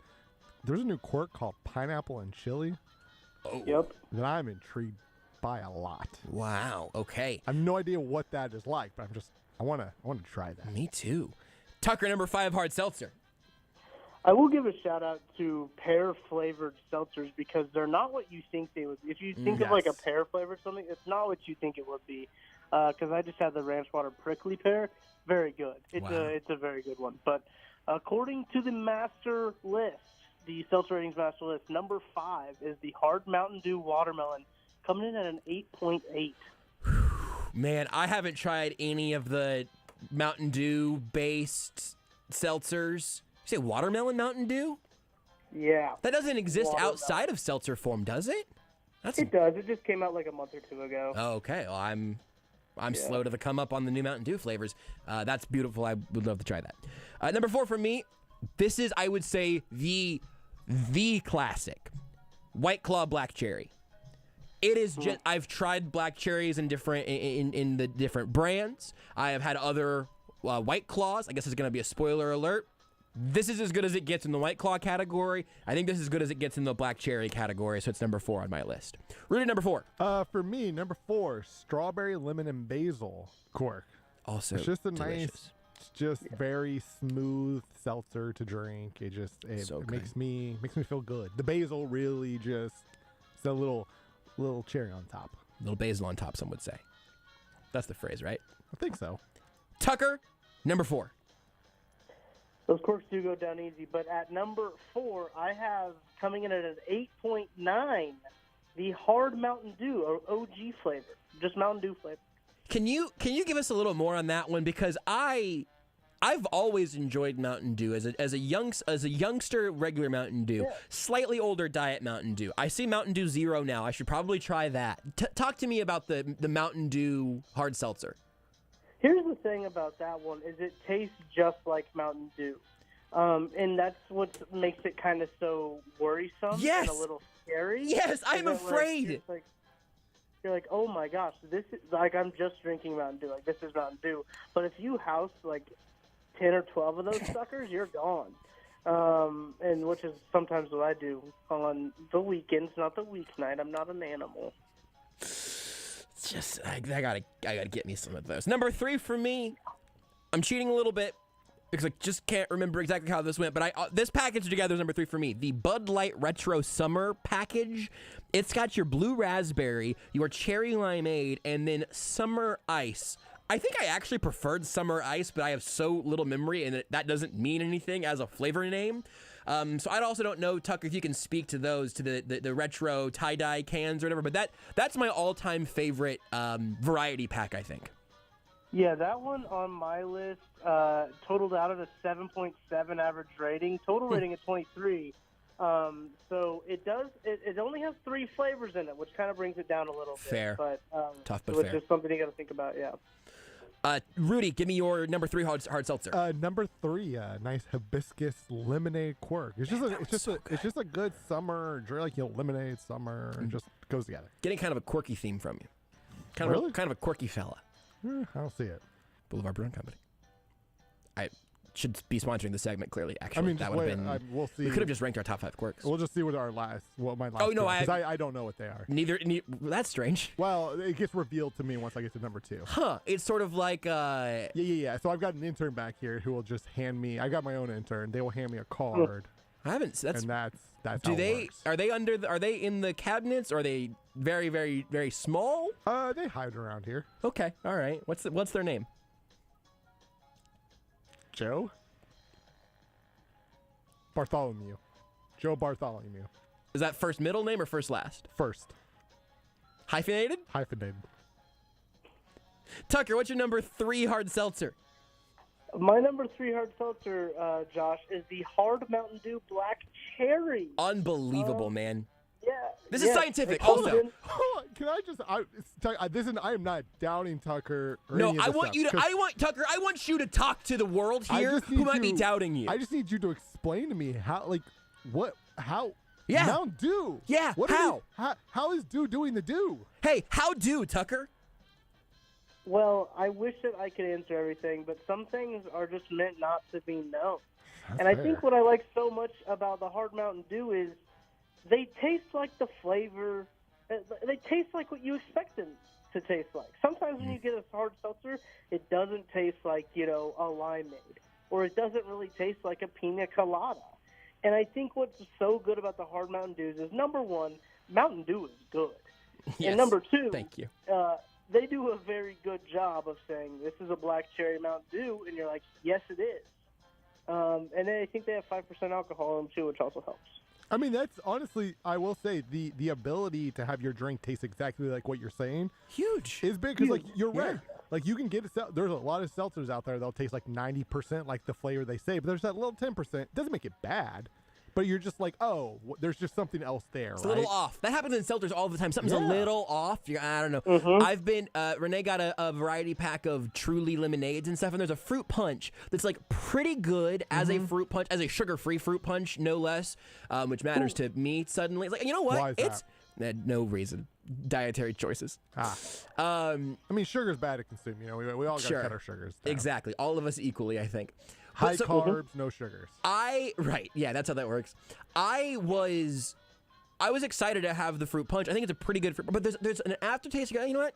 It's a little off. And if Mountain Dew has the technology to eliminate that little off feeling and flavor, God bless them. I have one follow-up question for you, Tucker. I know you have the scientific list here. You've tried a bajillion seltzers. Mm-hmm. When you look back at your list, do you feel like you got it right? Do you stand by the TikTok quick reaction gradings, or have you needed to consider that maybe on a second or third can the rankings have adjusted? So out of the 40 seltzer reviews I have done, which you can see all of them on my TikTok, out of the 40 of them I've done, I've only doubted one of them after I've drank in like the rest of them. Like, they come in like, there's like a 4-pack and you get 3 of one flavor.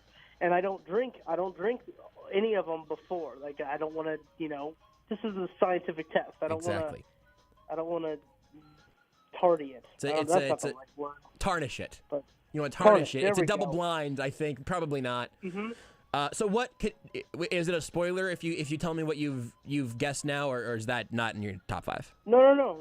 It's not in the top 5. The Ranch Water Original is a lot better than I gave it credit for. I gave it a 6.6, but honestly, it's probably up close to the 8. After drinking them and just like letting it sit, I'm just like, you know what, this is actually a lot better. It's probably not a great chugging seltzer, but just keep that in mind. I will. Number 2 on my hard seltzers list, we're ranking hard seltzers with the king of hard seltzers and the president of Power Rankings, Tucker D. Franklin. That's a radio reset. For me, number 2 is the Smirnoff Red, White, and Berry Seltzer. They have this as a flavored vodka. I don't even know if it's technically a flavored vodka or not. That bleep is unbelievable. You mix that with a little bit of lemonade. Happy 4th of July, baby, because we just raced a month by accident because we hit that quickly. That stuff is unbelievable. They have the ones that are smearing off ice, red, white, and berry, and those are delicious. But the red, white, and berry seltzer is very subtle. It is there's not that weird aftertaste, I don't think. It is not punching you in the mouth. Frankly, I would even say you're more than welcome to pour a little bit of the red, white, and berry vodka into the seltzer. Maybe you want to make a little red, white, and berry mixed drink of some sort. But I want to spread the good news because I really do like that as a just a cash seltz, you know? Sometimes you got to have a cash seltz. You can't always get kicked in the teeth with Mountain Dew. Sometimes you need a cash seltz. Rudy, number 2. Number 2 for me, I have the blueberry, lemon, and lavender quirk. Oh. Here's the thing. I don't think I would have known that blueberry and lemon is just flavors that just kind of work together, but it does. And then you just throw in a little bit of lavender in there. Oh boy, delicious, pleasant experience. Tucker, what's number 2? Coming in at number 2 is the Bud Light Seltzer Hard Soda Citrus Soda. Very good. Again, this is another seltzer that tastes like Sprite. It tastes like a Sprite. And there's a clear theme at the top 5 of mine. But, I mean, it's good. And you can't debate it. It came in at a 9.2 on my rating out of 10. Wow. That's incredible. Thank you for sharing that with us. Mm-hmm. My number 1 hard seltzer that I have tried, it's the Cherry Blossom and Lime Quirk. Oh, yeah.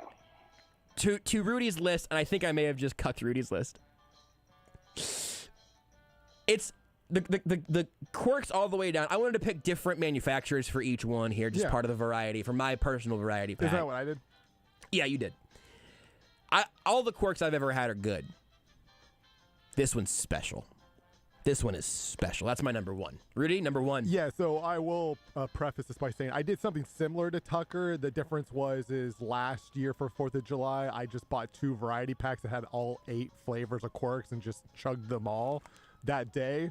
And that's how I power ranked my quirks. But number 1, the Cherry Blossom and Lime is so freaking good. It's so good. They're all really good. All good. I can now there's 4, I believe 4 new flavors I have not tried yet. Sure. This 4th of July, we will fix that.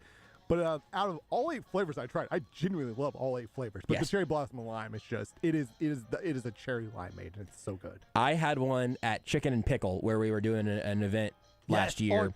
Quirk on tap is a whole other thing. On tap, over ice, lime wedge on the rim. If you go somewhere, hello. And not a ton of places necessarily have it, but you every here and there you will find quirks on tap. It's usually Cherry Blossom and Lime, sometimes other ones, but quirk on tap just hits different. Incredible.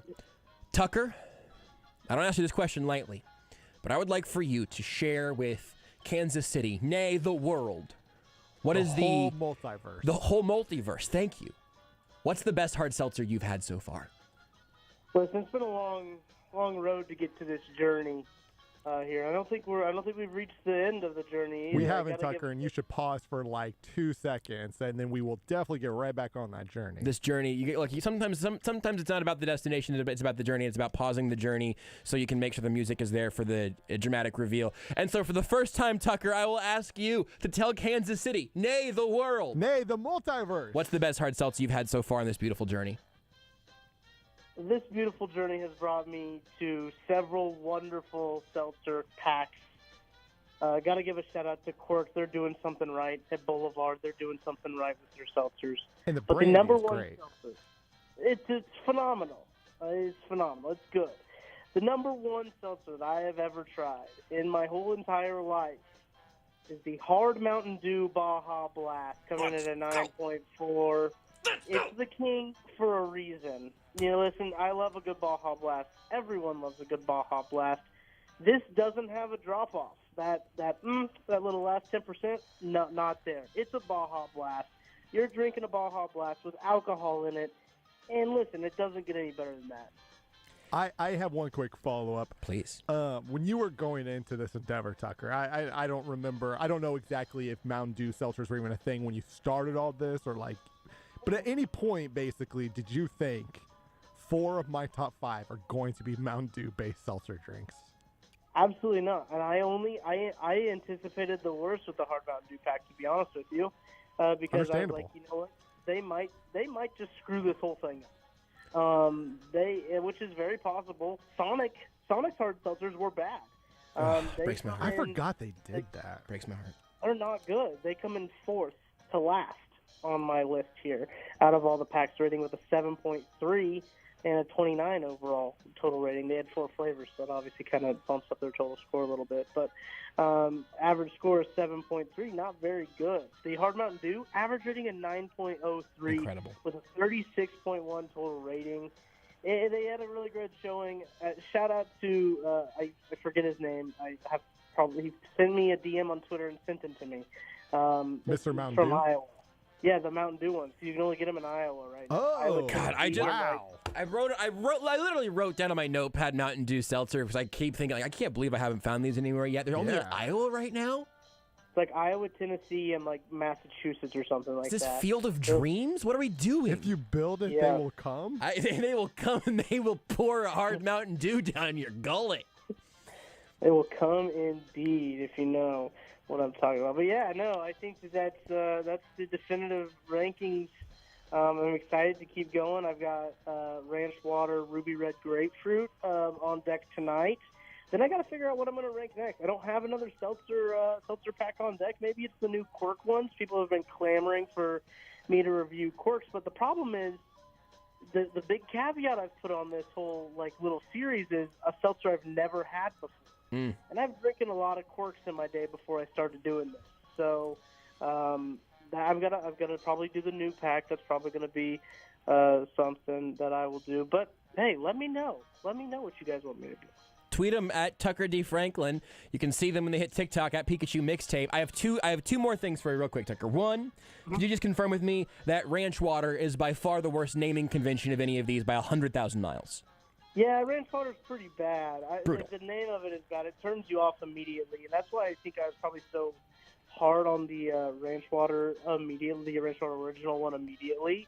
Yeah. But I will say, after doing some research about Ranch Water, it's like a tequila, Topo Chico, and lime drink that people really drink in Texas, really with Tito's.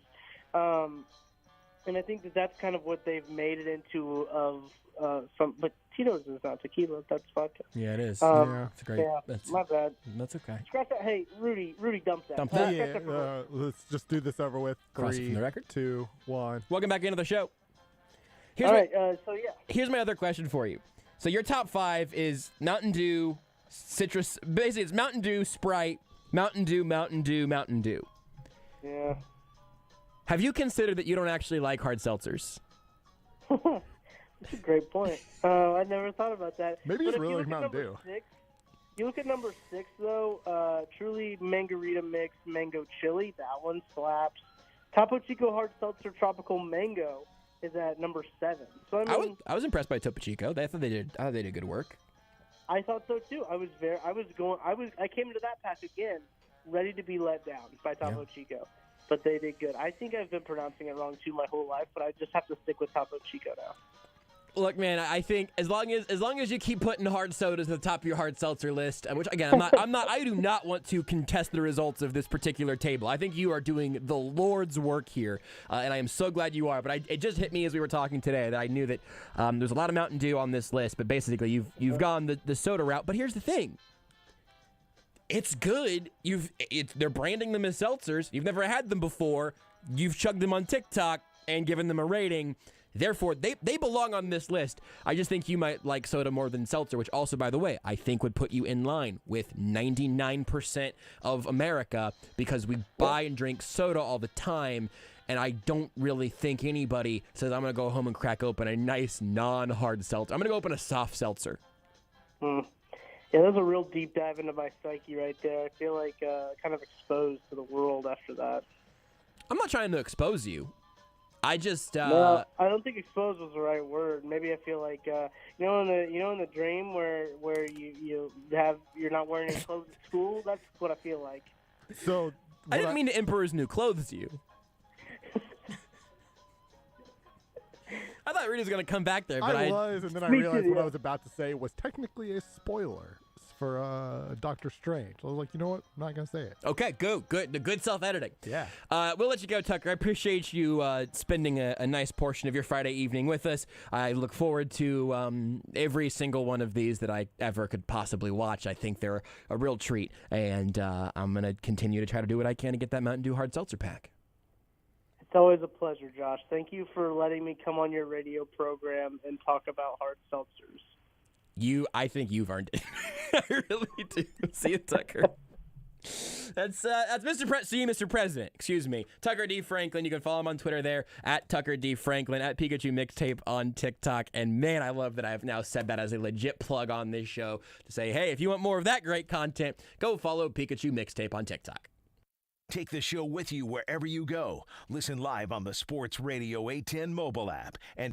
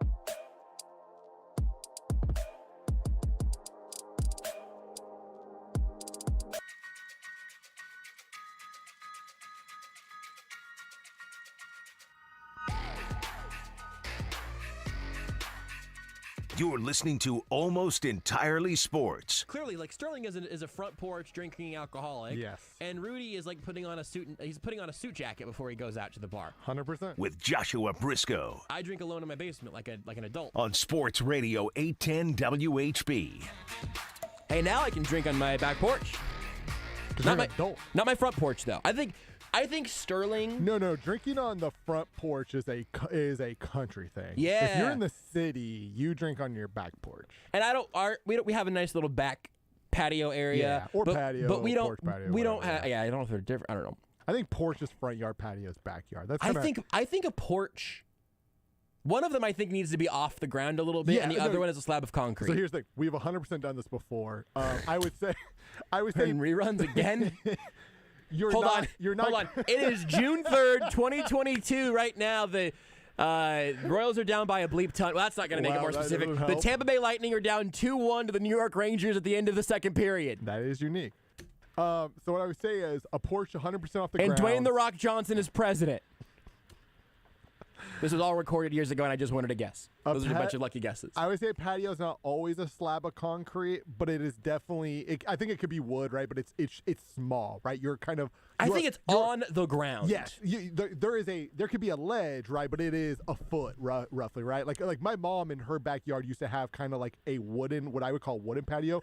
It was like I think that might be a porch. No, I don't think. And then a deck has levels. Yes, it was literally like it was not even maybe half a foot off the ground, right? Like I would still call that because it's like concrete. Hold on. No, I've got it. Here's the thing, because concrete, even if you make a concrete patio, right, there is a little bit of vertical there. It is not like, but it's not like in the ground. There is vertical, but it is there's no legs to it. A deck has legs. A porch has stairs you walk up.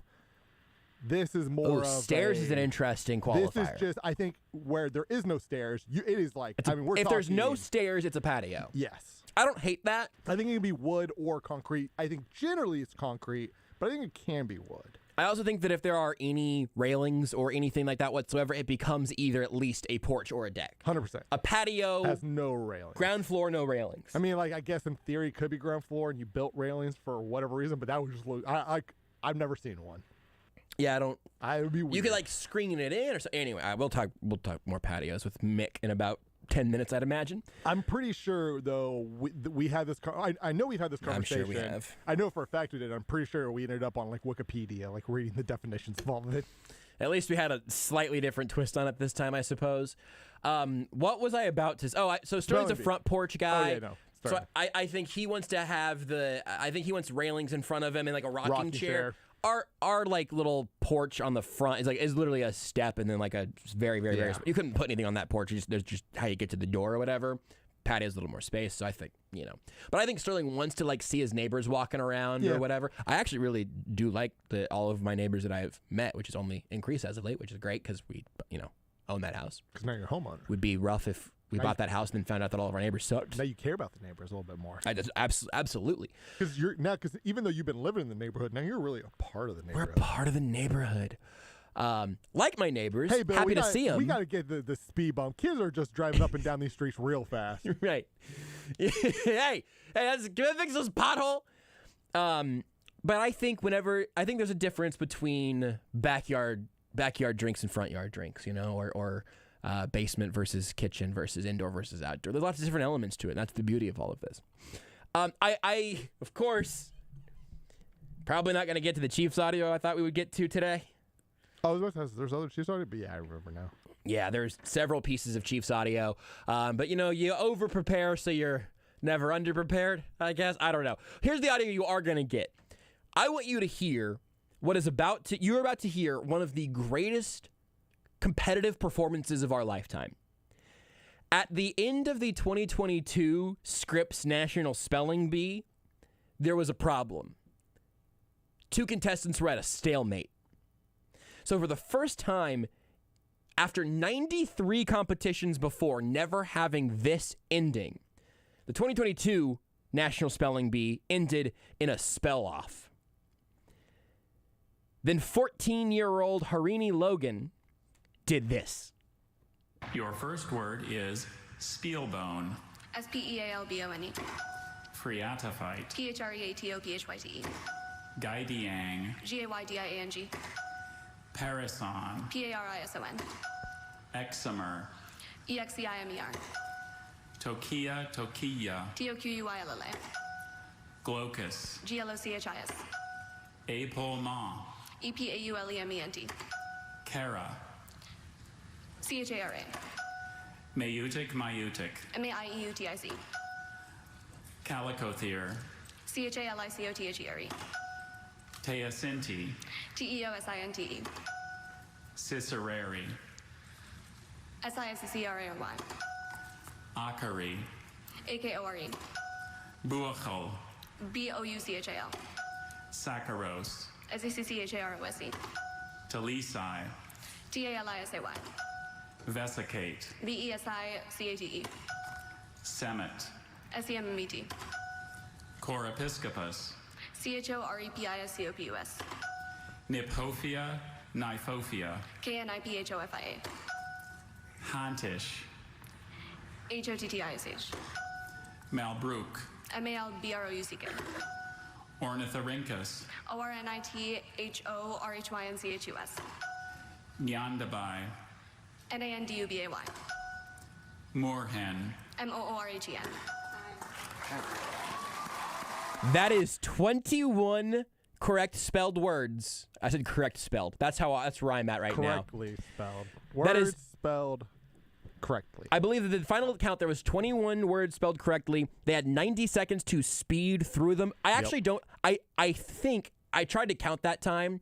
I don't know if she got every single one of them. If she got any of them wrong, it was one. It was clean. All right. Yes. 21. Which sounds like it because the confidence in which she was spelling there, her competitor also got like 12 or 13 or 14 or something right in that time, and they were washed out of the competition by a hurricane force. There was only one where she kind of where it was before she started, when she started spelling it was fast, but where there was there was a second where it was like, okay, let me think about this. Boom, got it. She's 14. I like to think of myself as being at least pretty well read, having a decent vocabulary. This is me being as unhumble as possible for 5 seconds, which I know is so random and weird compared to how usually I'm, so humble. You sure you're okay?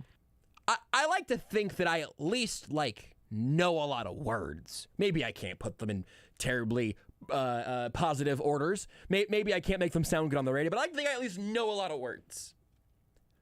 I did not recognize one of those. One of them. I couldn't define any of them. I don't think I've ever heard any of them before. That is the most impressive competitive achievement of our lifetimes. Rudy, do you want to mention what you told me earlier today about a recent former spelling bee champion who is perhaps the most interesting kid in the world? Yeah, I should have even pulled it up. I should have told you I was going to ask. Yeah, you're fine. She won it. It was either last year or 2 years ago. She was the first, black girl to win the spelling bee. And I remember this story when she won and how she wants to play in the WNBA one day. UConn is recruiting her. She's a legitimate basketball player. Her name is Zalia Avant-Garde. Yeah, but she was asked, a New York Times, I believe, did a recent interview just to catch up with her. And her dream, again, is to still play in the WNBA while working for NASA to help allow humans to live in space. That's her dreams. Basketball, I'm not just playing it. I'm really trying to go somewhere with it. Basketball is what I do. Spelling is really a side thing I do. It's like a little hors d'oeuvre, but basketball is like the main dish. And she won the spelling bee. She won it on her second sport. That's nice to remind ourselves that there are bajillions of teenagers. It's much smarter than all of us. Mick Shaffer next. You are listening to Almost Entirely Sports with Joshua Brisco on Sports Radio 810 WHB. Dust off your cooker and...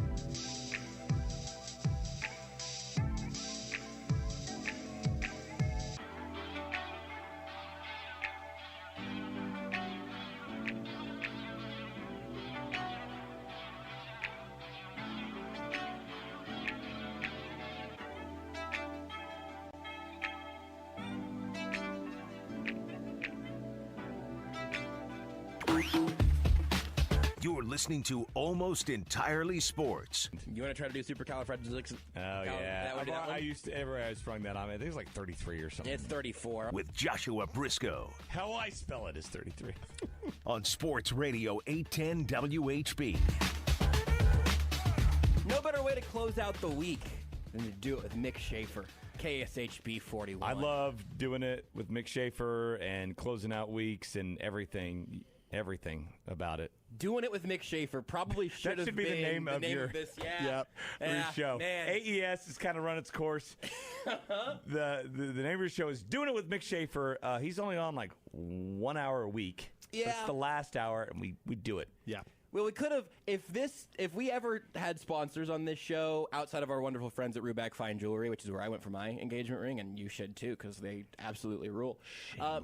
Shameless, but also earned. I went to them before they were a sponsor. That's the real deal right there with Ruback. Oh, nice. It really is. Makes me want to go out and get married again. Another engagement ring? Yep. I mean, you don't have to get married again. You can just buy one ring, another ceremony. Does it have to go to my wife, or can it go to somebody else? There you go, whoever. I mean, Mick, you're in TV. You got TV money. It's just flowing. That's what do we call that? A myth? It's a myth. Oh, was it really? I was told that if you work on the TV, everything you own is free. Media. And you just make I don't even get handed clothing bags of money. allowance. Really? No clothing allowance.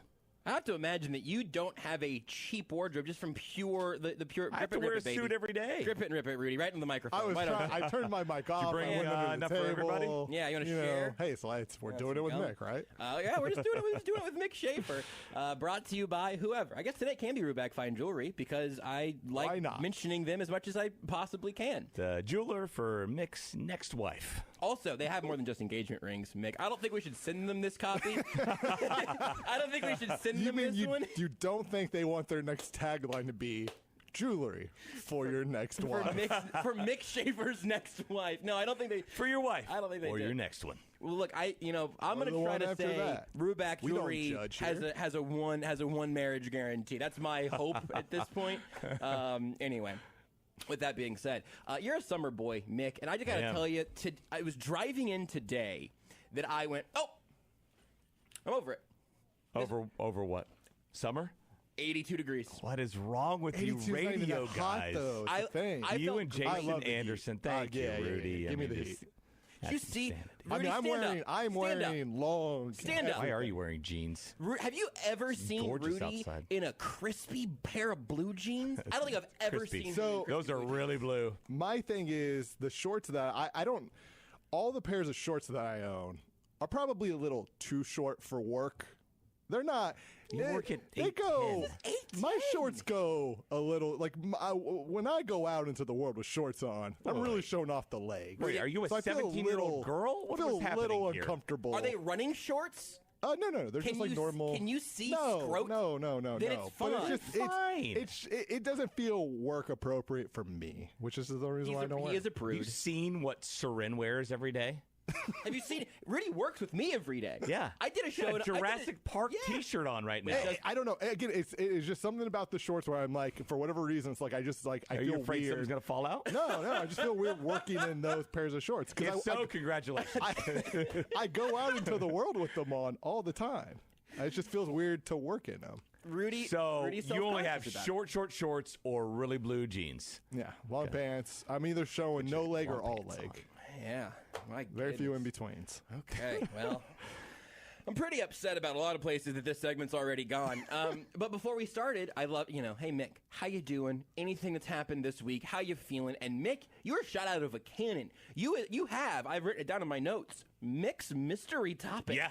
I have no idea. Who doesn't know what you're about to bring to the table? So, what better way to kick off doing it with Mick? Right, doing it with Mick. So the family's home for summer break, right? And there's been a lot of spring / early summer. I know, really cramped my style. A lot less Mick time.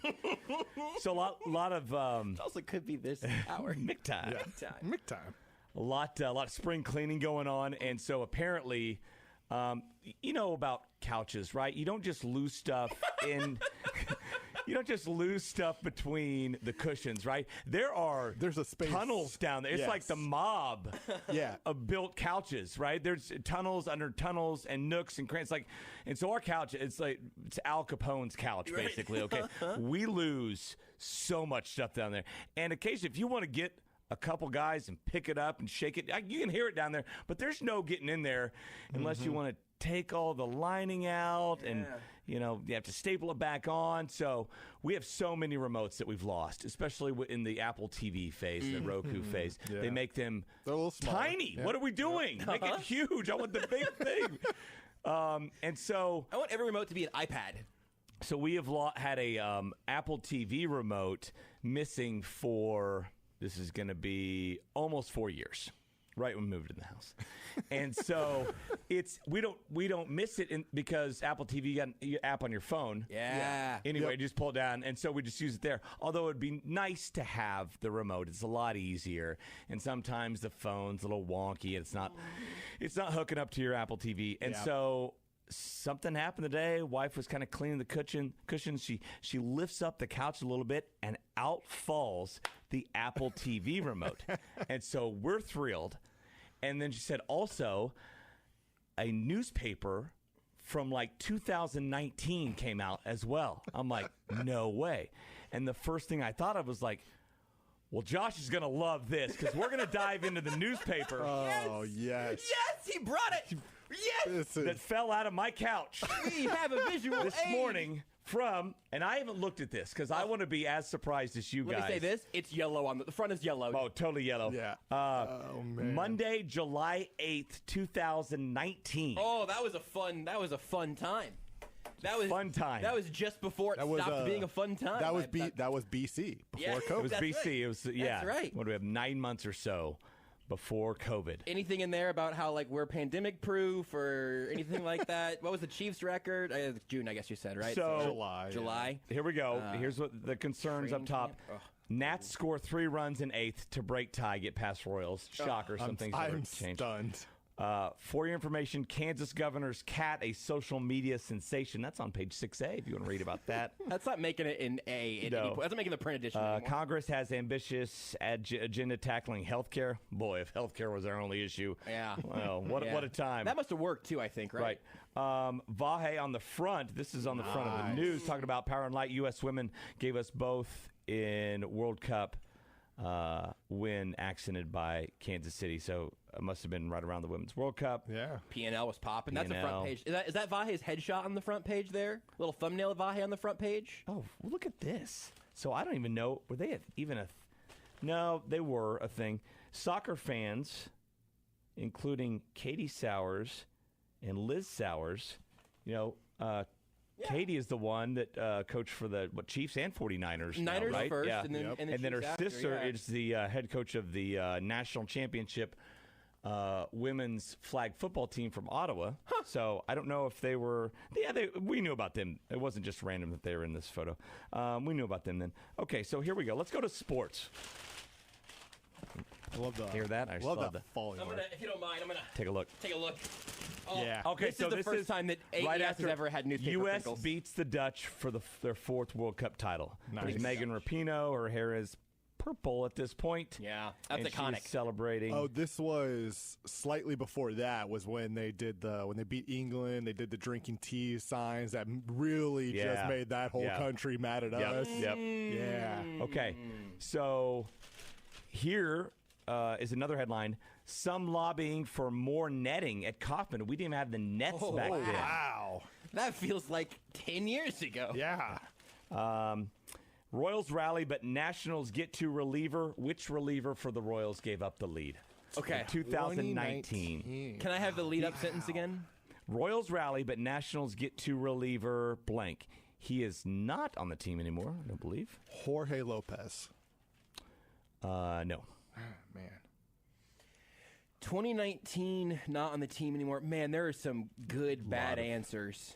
You're gonna have to give it to me. First name Jake. Brents? No. Nope. He's Jake though. He's around that time maybe. Where's Jake Brents? Brents came Jake after. Brents is in AAA, right? He came after that, I think. Yeah, he's too young. You're right. Oh man. It's not Jake Newberry. Jake the Diekman. Oh, Jake Diekman. Yeah, we called him Dickman over on ESPN. Yeah. Okay, I'm just gonna run through these names here of Royals. You stop me when one's still on the team. Again, this is only from 2019. This is not from 1987. Jake Diekman. Next paragraph. Alex Gordon. He went 2 for 4. Jorge Soler also doubled. Not on the roster. Alberto Mondesi drove in a run. Technically, he's on the 60-day. Royal starter Jacob Junis. Not on the roster we anymore. all know about that story. Playing some excellent baseball in San Francisco. And, that's about it. So that's sports on that day. MLB $1 million up for grabs in All-Star Home Run Derby. Ooh, 2019. Nice. Who won it that year? I can't remember. Prominent Detroit priest suspended. Indonesia issues tsunami warning after earthquake. You want anyone that could be every year. Were these aggressive police tactics a use of excessive force? That was in 2019. The Star was ahead of the curve on that one. It really hit the fan a little later on. Three whole pages of sports. After Brownback and Kobach, how can conservatives rebound? It was a big day in the sports world. Here's Mark Zuckerberg in cartoon form. Was this about the time he went to Congress? Or you spoke in front of the Senate? Maybe. Yeah, that might have been it. Tips for saving on airfare and hotels this summer. You know what? I could have used that like a week ago before I bought a plane ticket. Man. This is incredible. Just recycle the same headlines every year. Same stuff happens. Let me talk about plane tickets. That's getting expensive. Right here from page 1A, Gregorian. That's my favorite type of monk and my favorite features writer for the Kansas City Star. I'm not going to commit to that because I'm afraid that I might accidentally then put Vahe over someone else that I'm not ready to. Isn't that the calendar we use? Yeah. Gregorian calendar. It's my favorite monk and way of measuring time and Greek features writer for the Kansas City Star. There you go. Yep. I want to include everybody. Who played college football, by the way? At Penn, I believe. I couldn't remember where it was, but the first time Ivy I learned League. that, of course, this guy. Someone needs to bring that Vahe guy down a peg. Vahe played college football at Penn? Yep. I did not know that. And I believe both of his parents were professors. Yeah, there. I knew at the very least his dad was a professor. Vahe, just didn't quite fully live up to the family tree. Just only an amazing rider who got into Penn. Did you look at the auctions, the forced sales and everything? Play a little. No, I'm telling you, I did not look at this paper because I wanted my own natural reaction to it. You want to play a brand new game that I just came up with? It has never been done anywhere on these airwaves. Let's do it. Let's call it Back Page Price is Right. Okay. You've never done anything like that before. Never heard of it. How much would you pay for this? Now, this is 2019, so we got inflation. We've got more years in the vintage here. 1994, year I was born. E320C, the last of the Mercedes-Benz all-steel bodies, beautiful original, low miles, no rust, no dings, no scrapes, new top, always garaged, new price, and then there's a phone number that we could probably call this phone number right now if you wanted to. What if we called and asked about if that was still for sale? Hey, we should. That'd be hilarious. I would pay $8,500. Rudy? Let's say OBO, right? This one doesn't say OBO. Another one does, though. That's a Mercedes. You're gonna put OBO on a Mercedes. I'm gonna roll with about $12K. $10,000. So I think Mick was just slightly closer. Yeah. About $500 closer there. We got a double estate auction that you could go to if you have a time machine and want to get some sort of not quite legible china of some sort, like a little tea set of some sort. Yeah, this is a little time capsule. This is beautiful. Whatever happened to these things they printed all these words on? They still have them. Newspapers? Really? Yeah. Oh, yeah. I don't think I've ever seen one before. They're barely holding on, but they're holding on. We stuck with the print edition at Mid-America Nazarene University until like 1 or 2 years after I left. And then I went back to basically bury the newspaper with one final print edition. Well, they'll withhold stuff from print and just for the website. I'm like, shouldn't it be the opposite? Or maybe they're fine with it just going bye-bye too. It's bizarre. So, anything else fly on the couch? You got a remote. You got a full newspaper. Did you get is there a nasty ass old Skittles and maybe a fork? A lost. I bet always at least 50 hair ties. Yeah. Minimum. This is great. I'm glad. Thank you for bringing this in, Mick. This was wonderful. That's why. Thank my wife for. Do you want it back? No. I thanked her earlier. Little. I mean, that's fair. Tip for everybody out there: for getting rid of your couch, before you get rid of it, cut that bad boy open to see what's down underneath. Because when you're getting rid of it, it doesn't really matter how it looks like afterwards. Like Indiana Jones, like trying to catch himself on. I remember there was a MythBusters on that. I don't even know if it was an Indiana Jones thing originally, but the idea that if you it might have been, it was some sort of pirate movie probably, where you could jump out of the crow's nest with a knife and then stab it into the sail and slide down more slowly. Do you guys remember what that is? It's from a old Robin Hood, or not Robin, sorry.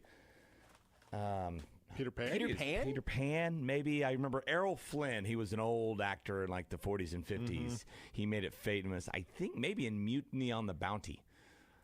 God, I don't know why I know that. That's incredible.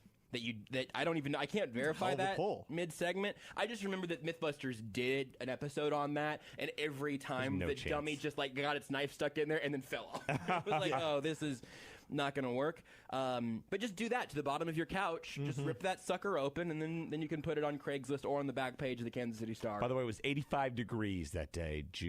What was it, July? It's the 19th, something like that? July 8th. Pretty nice July day. It's not nice too hot. Yeah, it's fine. Cool. I mean, it's at least too hot. Josh would be bitching about it. So here's the thing. I mean, always something, right? You're not going to find a way to get me to absolutely be positive about everything all at once. We've talked about this last time you were on a couple of weeks ago, all of the new house stuff, the backyard. My next thing, Renee's family, a couple people in Renee's family, aunt and uncle, gave us a gift card to Home Depot. I got a Home Depot coupon in the mail. Nice. I'm taking that. We're going this weekend. I'm going to find myself a nice ladder. But also, the real, that's my next big purchase. What I really figured out. You got to get those. Get a nice ladder. Yeah, and you got to get those hooks. Or at least those things, just kind of the pegboard thing. No, but you're going to have to hang the ladder in the garage. Like the somehow. hooks. I got the shed though. Okay, I don't store it in the shed. Yeah, I think. I mean, it definitely would store it in the shed. I think. Yeah, so he's talking about the hooks that you can put them into a pegboard or just into the wall, whatever. The point being where you then hang it up on. Yeah. I can envision anything about hanging it in a garage, but I still need to get some shelving, maybe build some shelving for the shed. That's still happening. But here's the new one for me. I've been out. I've just spent some time just on our little patio out back because now it's mine. So now I want to be out there. Ownership. I definitely don't like being hot and sweaty doing radio in this building. That backfires for me. But if I get a little sizzle going outside on my property, so be it. But I got to get some patio furniture. What is your outdoor more furniture? More expensive than you'd think. I know. I am afraid of that, but I need to know what's worth spending on, what I can cut corners on. What we have a little swing that Renee had from a couple of houses ago, and we've got this cement, the cement table and stools, I guess. I don't know what you would call them. Those were there when we moved in. And no one ever wanted to move them because they're made of cement. So we've got a little bit to build around, but I want a big chair. Ideally, I'd like to be able to put my feet up on something outside. So do you have shade there already, or no? A lot of big trees over top that give us good shade, but it is not covered. Okay. What about a fire pit? Do you have that? Do you have a fire pit? Do you have a fire pit one out? already? Yes, okay. Out in the yard a little farther. It is in they the have grass. those kind of outdoor living room sets. Yeah. That the ottoman or the main table in the middle is like a little propane fire pit. I do like that. We just have a big hole. I call it the ash hole because it's mostly just a pit covered in ashes from fire pit leftovers. From fires. Yeah. So I don't know. What's your? What is your? Do you? I don't want to pry, but would you share your outdoor furniture situation with me so I can take notes? So we have a fire pit that's kind of built in, kind of close to the house, probably too close to the house. We're going to burn it down. We have the just kind of a little L couch set up with ottoman. That's just an ottoman in the middle, and then one of those, we don't have shade back there, so one of those big, huge umbrellas that you crank open. Yeah. Tell me about the L couch. What is that made out of? The pillows are destroyed. There's even a little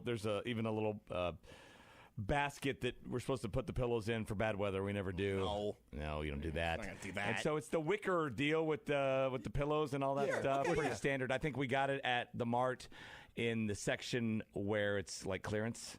Good. So. Do you have any idea, ballpark, what that costs, just so I can be emotionally prepared? Oh, well, I mean, that with the umbrella. Oh, God. Oh, I'm about to throw up. $1,500 at least.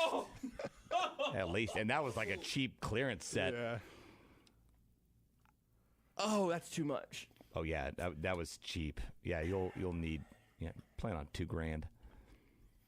I mean, you could could sit on the patio. probably Sit on find the you could, like if you really do put in some work, right? You go to eBay, maybe Craigslist, Facebook Marketplace. I've looked online some. Like check out Facebook Marketplace. Facebook Marketplace is a good That call. seems like a pretty. That's the more trusted Craigslist, I would say. Hey, check out the paper. Maybe it's in there. The newspaper from July. You can probably find something cheaper, but also it's definitely gonna be something that somebody sat on before. By the way, it may or may not be. How weak is that paper? There were only 2 sections. Was this news and sports? That was I just assumed that you only brought part of it. What day of the week? What day of the week was it? Because man, depending on the day, some of those Monday.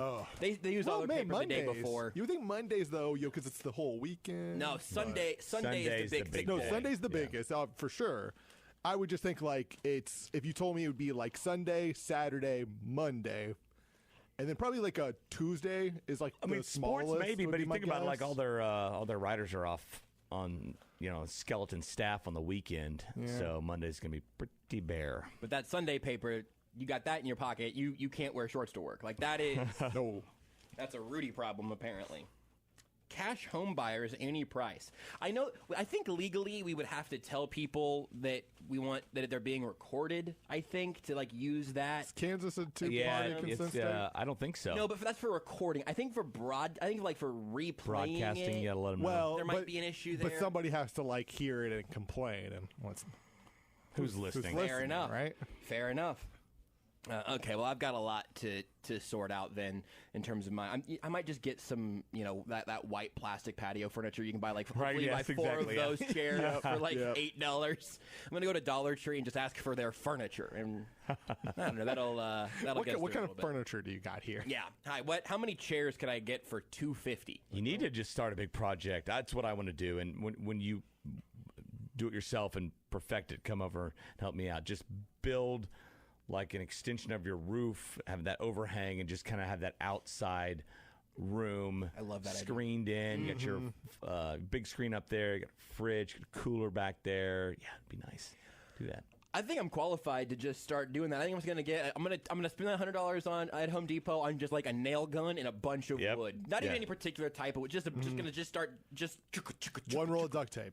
Always gonna have one roll of duct tape. I bought 3 rolls of duct tape already. Then actually, you're good. I'm ready to go on duct tape. It's just not probably gonna look excellent. Yeah, but it'll be yours. But it'll be You'll mine. have made it. That's true. That's true. Bare hands. Maybe I need to just make like a booth that you can just throw some cushions on. Our kitchen has, it's basically just wood into the walls that's painted. It looks great, but it's just a booth built into the corner. I can make one of those outside. You can do that with just a few, a nail gun and some 2x4s. Weekend project. You'd absolutely do that. I think the sooner we get out of here, the sooner I can get home and start getting ready to lose a this thing digit. out. You know when it's not all hot and sweaty? 10:05 at night. Yeah, and I should be able to get home 5 minutes after the segment ends. Go fast. Give me a little wiggle room, and we'll see if I come back with all my fingers next week. Let's take a break. We have gone through, just to recap, if you missed any of this, thank God you can get on the podcast page. We've gone through a paper from 2019, and I asked Mick about his backyard furniture. So if that's not good enough to keep you around for the next segment, I literally don't know what else we could possibly do for you. No, listen, do it with Mick. Continues after this. We've all been there, guys. Working out, eating right, and still not losing the pounds. Get the kickstart to weight loss from Shaman's Leewood Total Wellness. I did it, and I've never felt better. They help you get the results you want fast. Call or stop by for a free consultation. Mention 810 and get $100 off your startup fee. Shaman's Leewood Total Wellness at 11709 Row in Leewood, or call 913-227-9150. Shaman's Leewood Total Wellness, Remember, life is better with the Feather. Save big on your next project with 11% off everything now at Menards. Upgrade the security in your home with a classic deadbolt lock set from Atlas. The home security kit comes with 2 combination lock sets, and it's available in 4 finish options. Right now, only $24.99 after 11% off at Menards. Good through June 5th. Savings are mail-in rebate. Some exclusions apply. See store for details. Save big money at Menards. Stephen St. John here to tell you about KC Grilling Company, now under new management. Located at 159th and Merlin in Olathe.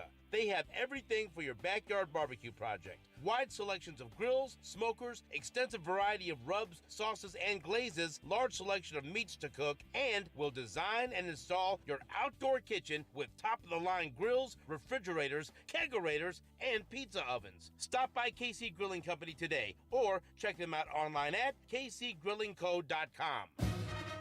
The 14th annual Rock Chalk Round Ball Classic is almost here. This June, join more than 40 former Jayhawks returning to Lawrence to raise money for 5 local families battling pediatric cancer.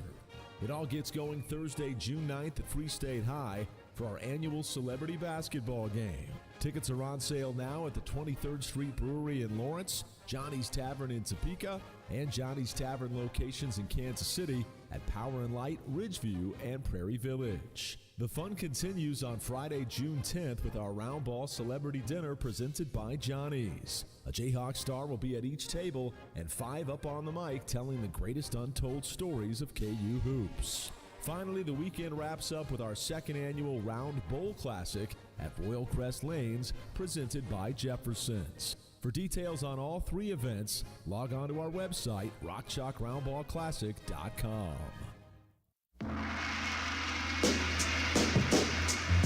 This is Almost Entirely Sports with Joshua Brisco. No, I get it, guys. Yeah, I got a long, stupid, sometimes fat face with a dumb nose. Yeah, I get it. On Sports Radio 810, WHB. Doing it with Mick here on Sports Radio 810 WHB. I'm just going to make that the show. In fact, I would love to. Maybe we'll just get the imaging ready for you next time. Hello, guys. I can send you some pictures, or if I could pose for you if you need to take some pictures. Yeah, that'd be. Yeah, I've got my phone. Doing it with Mick. I've got a nice camera at home. You want to come over to my place? Actually, I can set you up. I got a whole. I'll get you. We can get a whole boudoir sort of photo shoot. You should going. see the room he just built. yeah. You can come. You can come stand out back. You can stand under the one piece of wood that I'll have stapled and taped to my house. It'll look like a diving board for squirrels, which, hold on.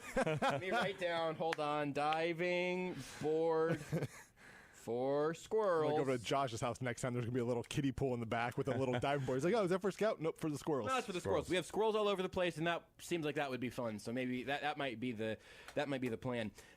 We found out during the break, Mick, that you have a very busy weekend planned, and I just I'm tired of talking about our bad baseball team and the non-Chiefs things that are currently happening. And I just don't want to make Andy Reid angry at me, so I'm just going to keep moving today. Well, Josh, you're not a shock jock. I'd like to think so. But your weekend plans, you're just a man of the people. You're out about town. In fact, I would sell both of these events that I'll let you talk about here as go meet Mick Shaffer. Will you? There's no way you're going to meet the real people in this, right? You're going to have a security detail. I would never shake hands with a commoner. I would prefer you didn't, because you might bring their germs in here, and Lord knows none of us in here are gonna brush elbows with the common folk. It's true. That's not true.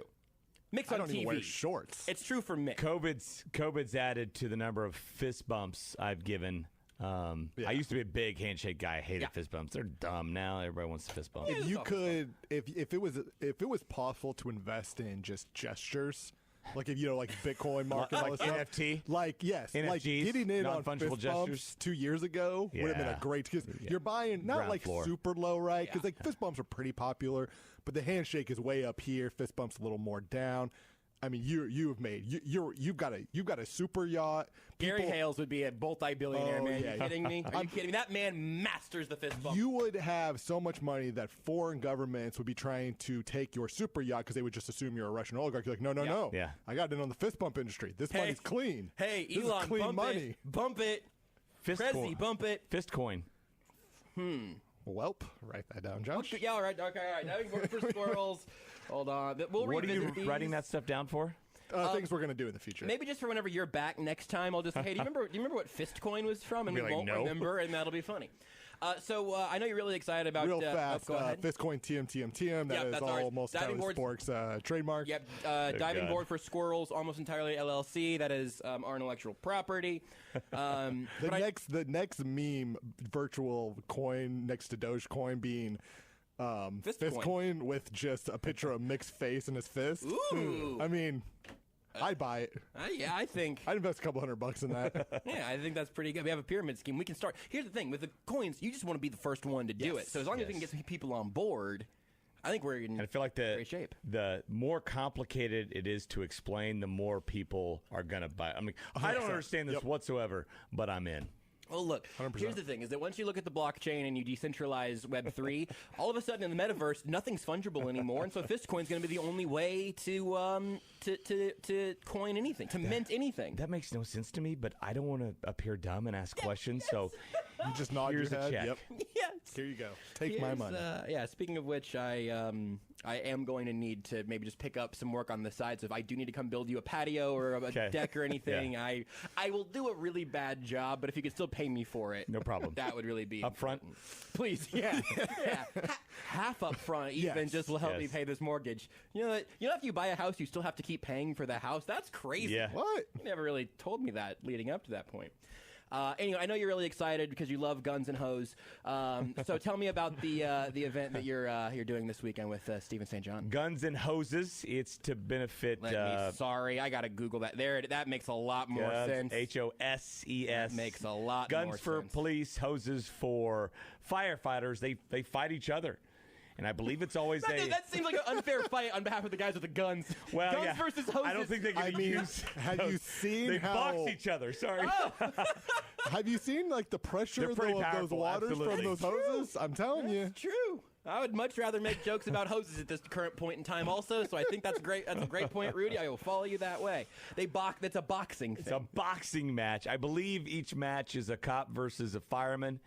And then I shouldn't... I should also include the other emergency personnel.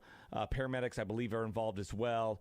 And it's to benefit SAFE, which is I can't remember off the top of my head the acronym, but it basically is an organization that provides financial help to families of fallen police officers and firefighters and emergency responders. So it is a great organization. I'll be talking to a couple of the family members kind of between bouts there at Municipal Auditorium Saturday night about their experiences with SAFE. And I think all three of the family members I'm talking to, they have lost, in one case, a husband, another case, a son recently, within the past year and a half. So that grief is still going to be fresh and be there. And I want to do my best to handle that with all the integrity that I can. And so, but overall, it'll be a fun night of boxing, and there's a lot of sponsors there, and it'll be for a great cause. So I can't wait. Stephen St. John's going to be there for like the beginning of it. We're going to be in the ring together. I'm going to let him just go with it because he's a former boxer, right? Yeah. And he's great with the audience, whatever he needs, for me to say. Hopefully it's nothing. I'll be there for it. And but then he's going to take off. He's taken off for some other engagement, so I'm going to be kind of hosting it throughout the night between the fights and everything. There's going to be it's like 8 or 10 fights, and I'm not for sure how many rounds, but it's a yearly event, and I'm thrilled that Tammy Holtis asked me to be a part of this. Yes, that Tammy Holtis, Mitch Holtis' wife, and I was like, well, you don't know anybody that's like good with the microphone? I thought you were going to say you don't know anyone who's ever listened to The Zone. Just for Jason. Oh, yes. Because of Jason. Yes, it's true. Yeah, that's the other way. It's Jason's wife. She didn't ask Jason. No, she didn't. Yeah. I'm like, you don't know anybody that's good with a microphone, I guess. That's good. Yeah, but it'll be a great time. It's out at Municipal Auditorium tomorrow night. Go check it out. Looks like you can still get tickets too as well. That kcconvention.com. Also, I don't even know. I've got to be there like 3, so I don't know. Does it start 6:30? at 6? Yeah, that's right, 6:30. 6:30 at and it's going to go kcconvention.com. till, I think the silent auction closes at 9:15. So this thing's going to run till 9:30, 10 o'clock at night. But it benefits a tremendous cause, and I guarantee. I mean, I know enough cops and firefighters. Those guys are going to be taking it seriously, and a lot of those guys are already trained boxers. It's not just like, okay, yeah, I'm going to try this out tonight. You know, I spar, I go to 9-round or whatever.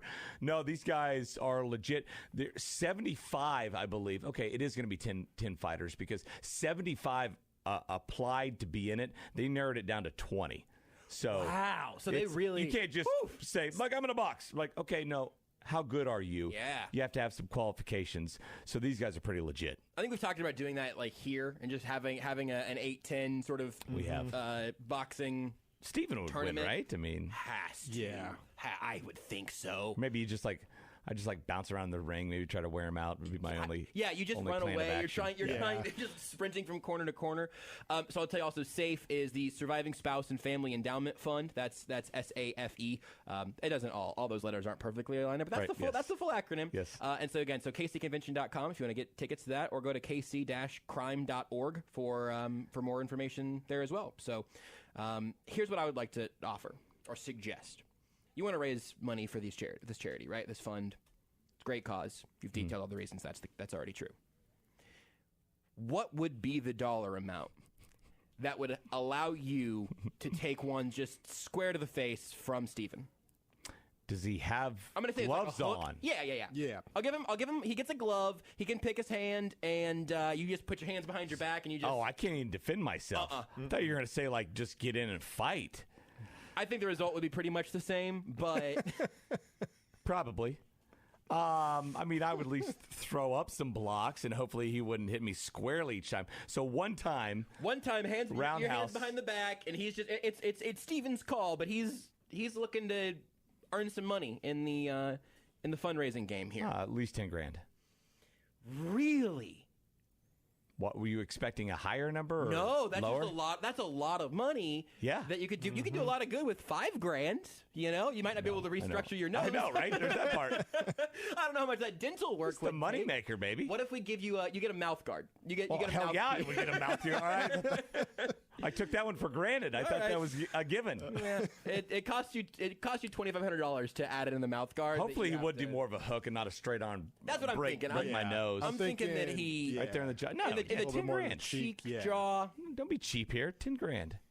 I'm not gonna have the spinning power. I wouldn't have the spinning power. But he does have gloves on, right? Yeah, I'm giving him gloves. I'm not saying that's going to be. I mean, they're really soft because they're not, but it's better than bare knuckles. It's not. You know those inflatable.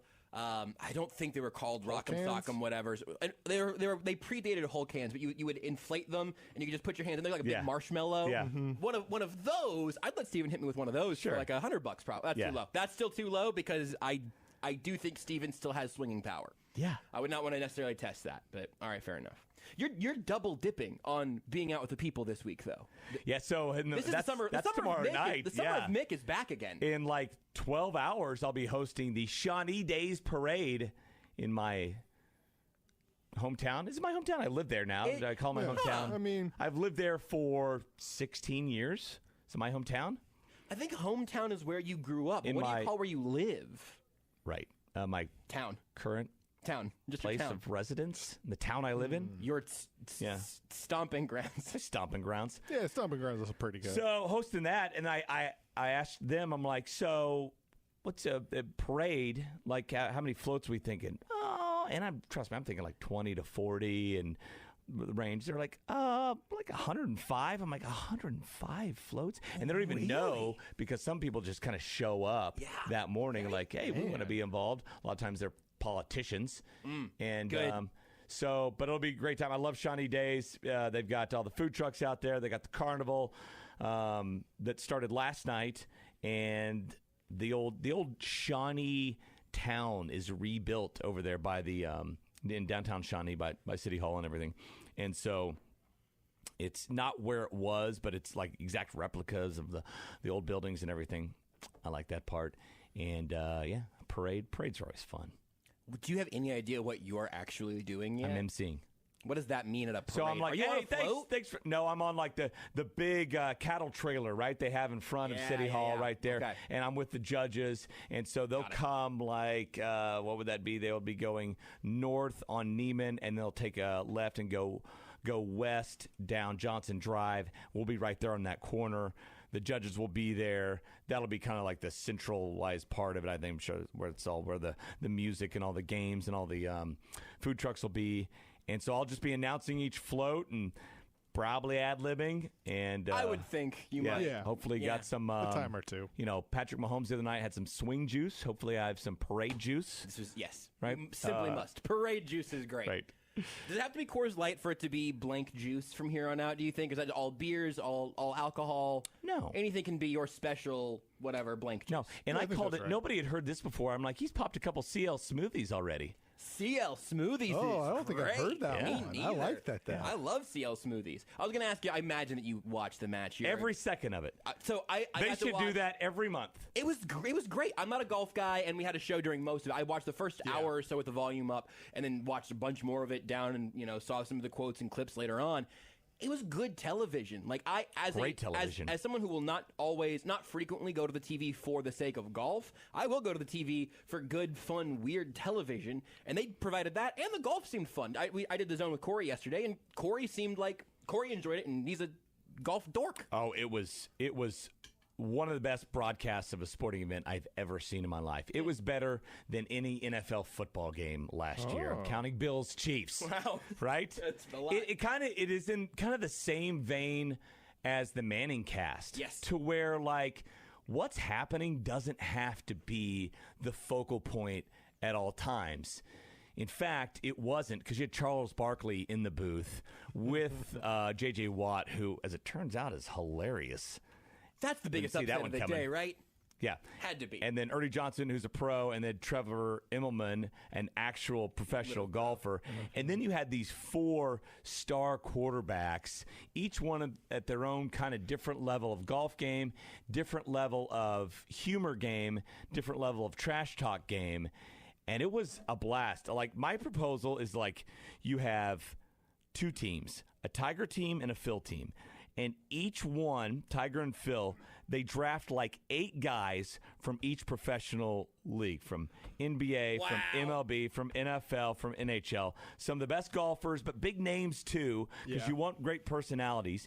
And whatever offseason we're in, you got those guys out there. So once a month, like next month in July, we'll go back out to Vegas, and it'll be some more NFL players, or if we need to, NBA's done. We got NBA players. Chuck's always on the broadcast. Yeah. And you always have him mic'd up, which is huge. I mean, you hear everything they say, and it's awesome. And you get these guys kind of in their element, but out of their element too, with the sports, with playing golf. Everybody loves to play golf. At least you find plenty of guys in each league, and you have like a series, a tour of Team Phil, Team Tiger, and that'd be awesome. It's just I like that proposal. because like it's pretty. I mean, obviously, like you can find plenty of athletes who don't golf, but generally at some point, right? Like if you're an athlete, golf just kind of becomes a thing every you starting get into. pitcher is a stick in Major League Baseball. I mean, and also, I mean, like like most European soccer players golf. Gareth Bale, who just left Real Madrid. Part of the reason why he went to Real Madrid was because of the golf courses in Spain. He was like, I want to be around some of the best golf courses in Spain. These guys are loaded. What do loaded people do? They play golf. Okay. Braden Rush did an interview on our station like a week ago, and he was like, yeah, it wasn't much into golf when I was playing basketball. I golf like 4 times a week now. Yeah. I do think, I hope there's an example where this is not the case. My initial instinct is that whenever you're drafting NBA guys, you've pretty much got to take guards. You got to get the shorter.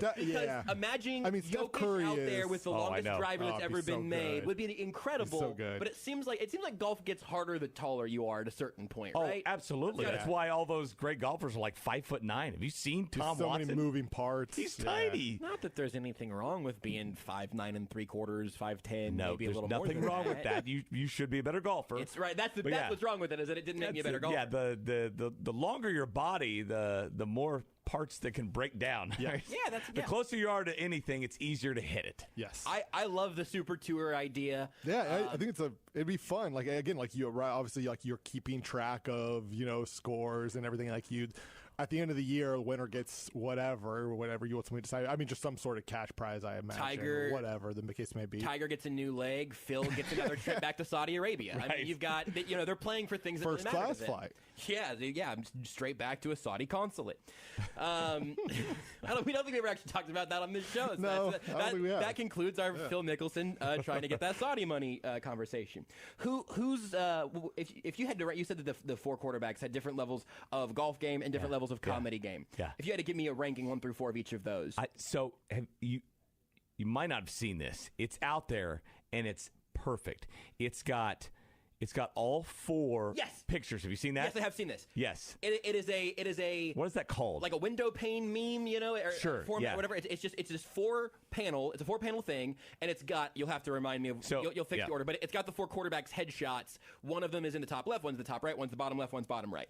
Yes, and on the top, the wording says "good at golf" and has Aaron Rodgers and then Patrick Mahomes. On the bottom, it says "bad at golf" and has Josh Allen and Tom Brady. But on the right, it has "seems like a good hang." Yep. And it's Tom Brady and Patrick Mahomes. And on the left, it says "boring." Josh Allen and Aaron Rodgers. You accurate. concur. I put out the poll question before it started. So I am the film yet. I am falling in love with Brady, and this is just weird. Yeah, he is all of a too. sudden hilarious. I called him. He's doing the anti-Chevy Chase. He's all of a sudden funny. He went to college and found himself.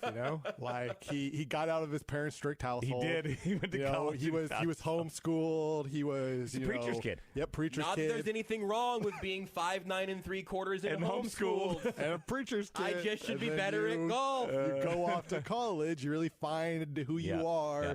You maybe go Did you after. get homeschooled for college too? I don't think that's legally allowed. Okay. Honestly, I'm not sure my high school diploma is accurate. So There probably is some sort of homeschool college co-op sure. thing. Yeah, it's called like Webster University or National American University, Phoenix. basically. yes, it's just on. That basically is, I guess. Yeah. Yeah, Brady though, he went off to college, found himself, took down his school through the newspaper, just having a good old time. That's pretty much. That's pretty much how you do it. I think that it's hard to do it better than that. I mentioned the Manning cast yesterday, Nick, which Corey doesn't like, which is fine. I love the Manning cast. I do too. Corey's got some horrible takes. Have you noticed that? That's fine, but here's the thing. I was saying this off air to Beards. Beards and I were bleep talking Corey, which is hilarious because Beards works with him every day. And they're like, yeah, Corey's got some of those takes that you're just indefensible, and I still like him. What's wrong with me? Why do I like Corey Anderson still? Yeah, I mean, when he only has bad opinions, he'll deliver those trash takes, but he won't just be mean about it. Like, hey, this is what I believe. Handshake lines are BS or what takes he has. The only person that I think really has a good anti-Corey stance is, of course, Shane. I think Shane earned whatever piece he's gonna hold. But yeah, like it to me, and obviously, like we all know how this show generally works. So for me to be able to watch the Manning cast, and now it continues. I think they were doing a multicast for the finals game last night. I watched the regular one, and I didn't see that until later. It was on something else on ESPN2. As that increases more, and the thing like the match, the point of the match, well, there's 2 points for the match. One is money. And for all those sponsors, and Capital One's got a lot of money. I got one of their cards. I'm sure that both of us paid for the match a little bit. But the other point of it is just fun. Yeah. Like, it was just to have fun. The Manning cast is there to be fun and maybe entertain and maybe educational while football is happening. Mm-hmm. That's the most encouraging development to me in the sports media world in the last 10 years, is that we're doing things for the sake of fun in sports again. It makes me so happy. I love the alternative broadcasts, like on the college football national championship game. Yep. I'll watch, like one year they had Gundy up there and a couple other coaches, and they're just talking about what they're seeing. I don't need play-by-play, right? I know that guy ran for 6 yards. Right, I know that when he catches a punt inside the 10, that's a rookie mistake. Yeah, we got it.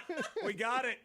I know it all. I mean, there's a reason why EA Sports and the Madden games are so accurate, because those guys parrot themselves and say the same things, with the exception of a few of them, the great ones, right, that are really good, won't throw out cliches each time. We'll actually go a little bit deeper, but there's a reason why they're so accurate. And they're like, okay, there's only 20 lines that Dan Deerdorf's going to say every game. Okay.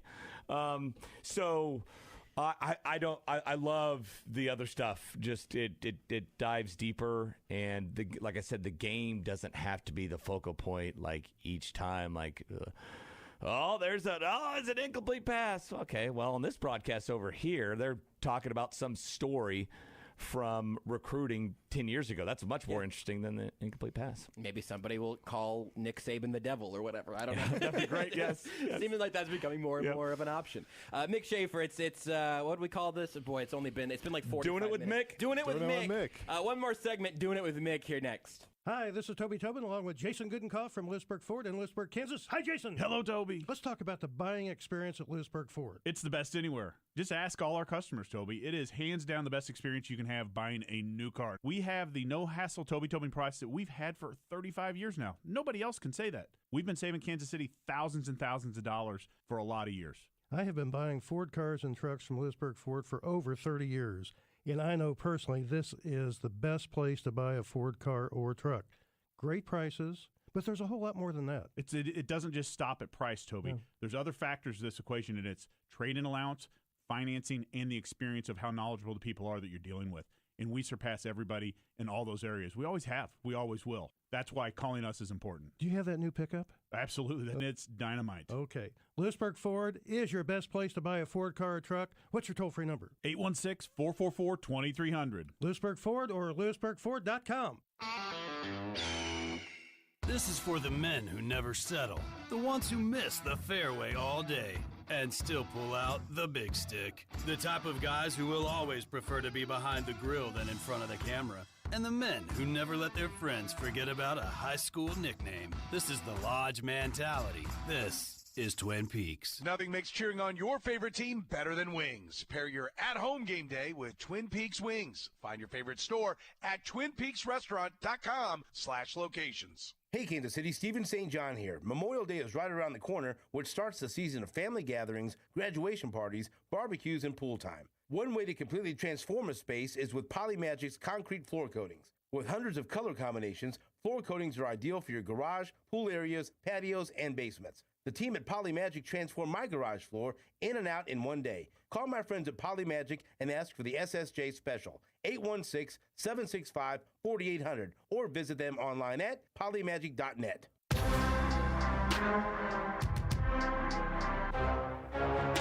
You're listening to Almost Entirely Sports. Do you like crawfish? Nope.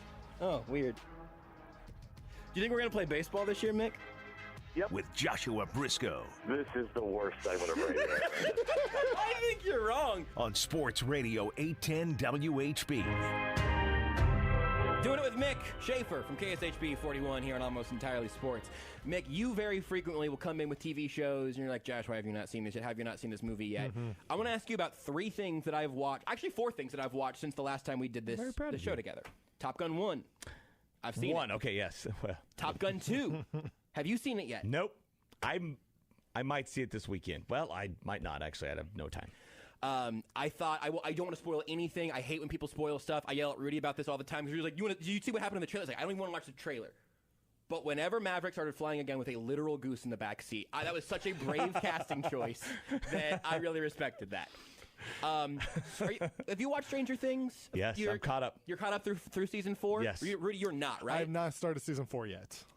Give me your quick spoiler-free how season 4 made you feel. I felt like it's great. It's really, really well done, and I like where it's going. I felt like they could have made it all a little bit quicker. Each episode's like an hour 20. I'm like, I get where this is.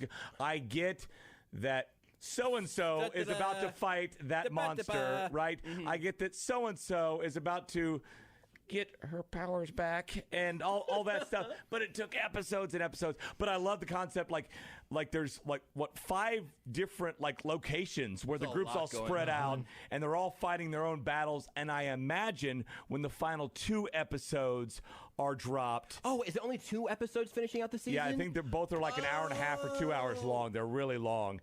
But I imagine they're all going to convene together, probably back in Hawkins, and it's going to be this in-game type deal because they've picked up more warriors and soldiers, right, in these last couple seasons. So everybody's going to appear together and fight the demon till the very end. Here's the. I was going to say, I feel like I saw that the last episode is supposed to be over 2 hours long. Yeah, yes. But then there's still a season after this one, I believe, is what Renee said. Okay. I don't know. We can check it out later. That's fine. This show doesn't make us money on Stranger Things. We make our money talking about sports, obviously. Here's my last thing. You have Apple TV. Oh, by the way, I have one critique. On season 4?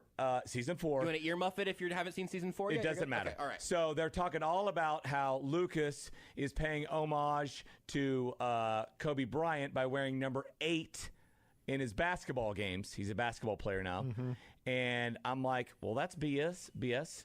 He wore number 8. You can't wear that in high school. That is an illegal number in high school to wear. Wow. True, it is, yeah. I thought it was going to be that Kobe Bryant would have been about his age at that time, probably, right?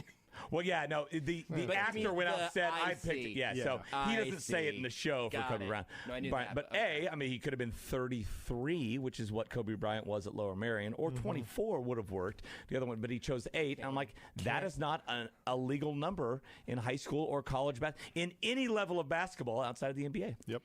I don't think I knew that. Yeah, can't have numbers over 5. Yeah, digits of 5 or lower. The ref's got to be able to. It's an antiquated rule. So I mean, silly. like, it's back in the day when they would signal across the court. But now you just you could say 98, right? You could say that. Yeah. So how do I give the 8? Just I have to go one hand? You go like this. You stack 2 zeros on top of each other. Okay. I don't. That's what they do. It's just too hard for high school. In the NBA, do they even give signals? That they just say 8? I don't know. I think a guy kind of walks over and 67, yells, and he just keeps walking that direction until the person has clearly heard him. Yes. And he's like, okay, I don't need to go any closer. You heard me. Here's my last thing. You've got Apple TV. You have Apple TV Plus. Of course you do. You're a streamer, right? Yes. Yes. Have you watched or even heard of Prehistoric Planet? No and no. Mick, it beats ass. It rules. It is David Attenborough narrating it's like a 5-episode documentary series in the style of Planet Earth with dinosaurs. It's Planet Earth with dinosaurs. It rules so hard. It's my my favorite piece of media that I have consumed in a very long time. Wow. I was a dinosaur nerd as a kid. I stopped caring about dinosaurs really, and then this comes out. The first episode is legitimately like breathtaking. You have to kind of go in with like half Jurassic Park brain and half Planet Earth brain, because there's stuff where they have little extras where some of the scientists talk about how they were able to assume that this is how these dinosaurs were behaving. They've got pretty good logic. I'm sure there's stuff we got wrong. We'll look back in 25 years and say that sure was silly, but holy crap, it's so much fun. It is. I've recommended it to every person I walk by on the street. They're all like 45 minutes or an hour. Whole family can watch them if your kids like dinosaurs. It is so good. I'll put it in the queue. It's my favorite. I'll put it in the queue. I'll put it in the queue is the nicest way you can say I'm not going to watch it, but I appreciate you being kind with my feelings. No, I love Planet Earth. When I grew up, you had to have your favorite dinosaur and your favorite fighter jet aircraft. Do you want to hit me with your 2 real quick? On the show on that one? A Brachiosaurus and an SR-71, baby. My first email address was Brachiosaurus. Was it? SR-71. No. I love the big dinosaurs that didn't eat you. Yeah. Brontosaurus, Brachiosaurus. I like the Ankylosaurus, or Ankylosaur, I think it is. It's built like a big tortoise with spikes, but it just eats plants all day. Just walks around and eats plants and tries not to get eaten by anything else. Yep. I identify with that particular little beast of the prehistoric times. Thank you, Mick. Doing it with you today was a real blast, and it really is unfortunate. There's only one way the show could end, because I would love for it to just end right now, but it can't, because you're going to... I'll say bye to your mom. I mean, doing it with Mick is like her favorite show. I got to get a bucket. The choice of a lawyer is an important decision and should not be based solely upon advertisements. I'm attorney Mike DePasquale. I played linebacker. I won a state championship. I played Division I ball. I know a thing or two about winning. A winning attitude starts with confidence.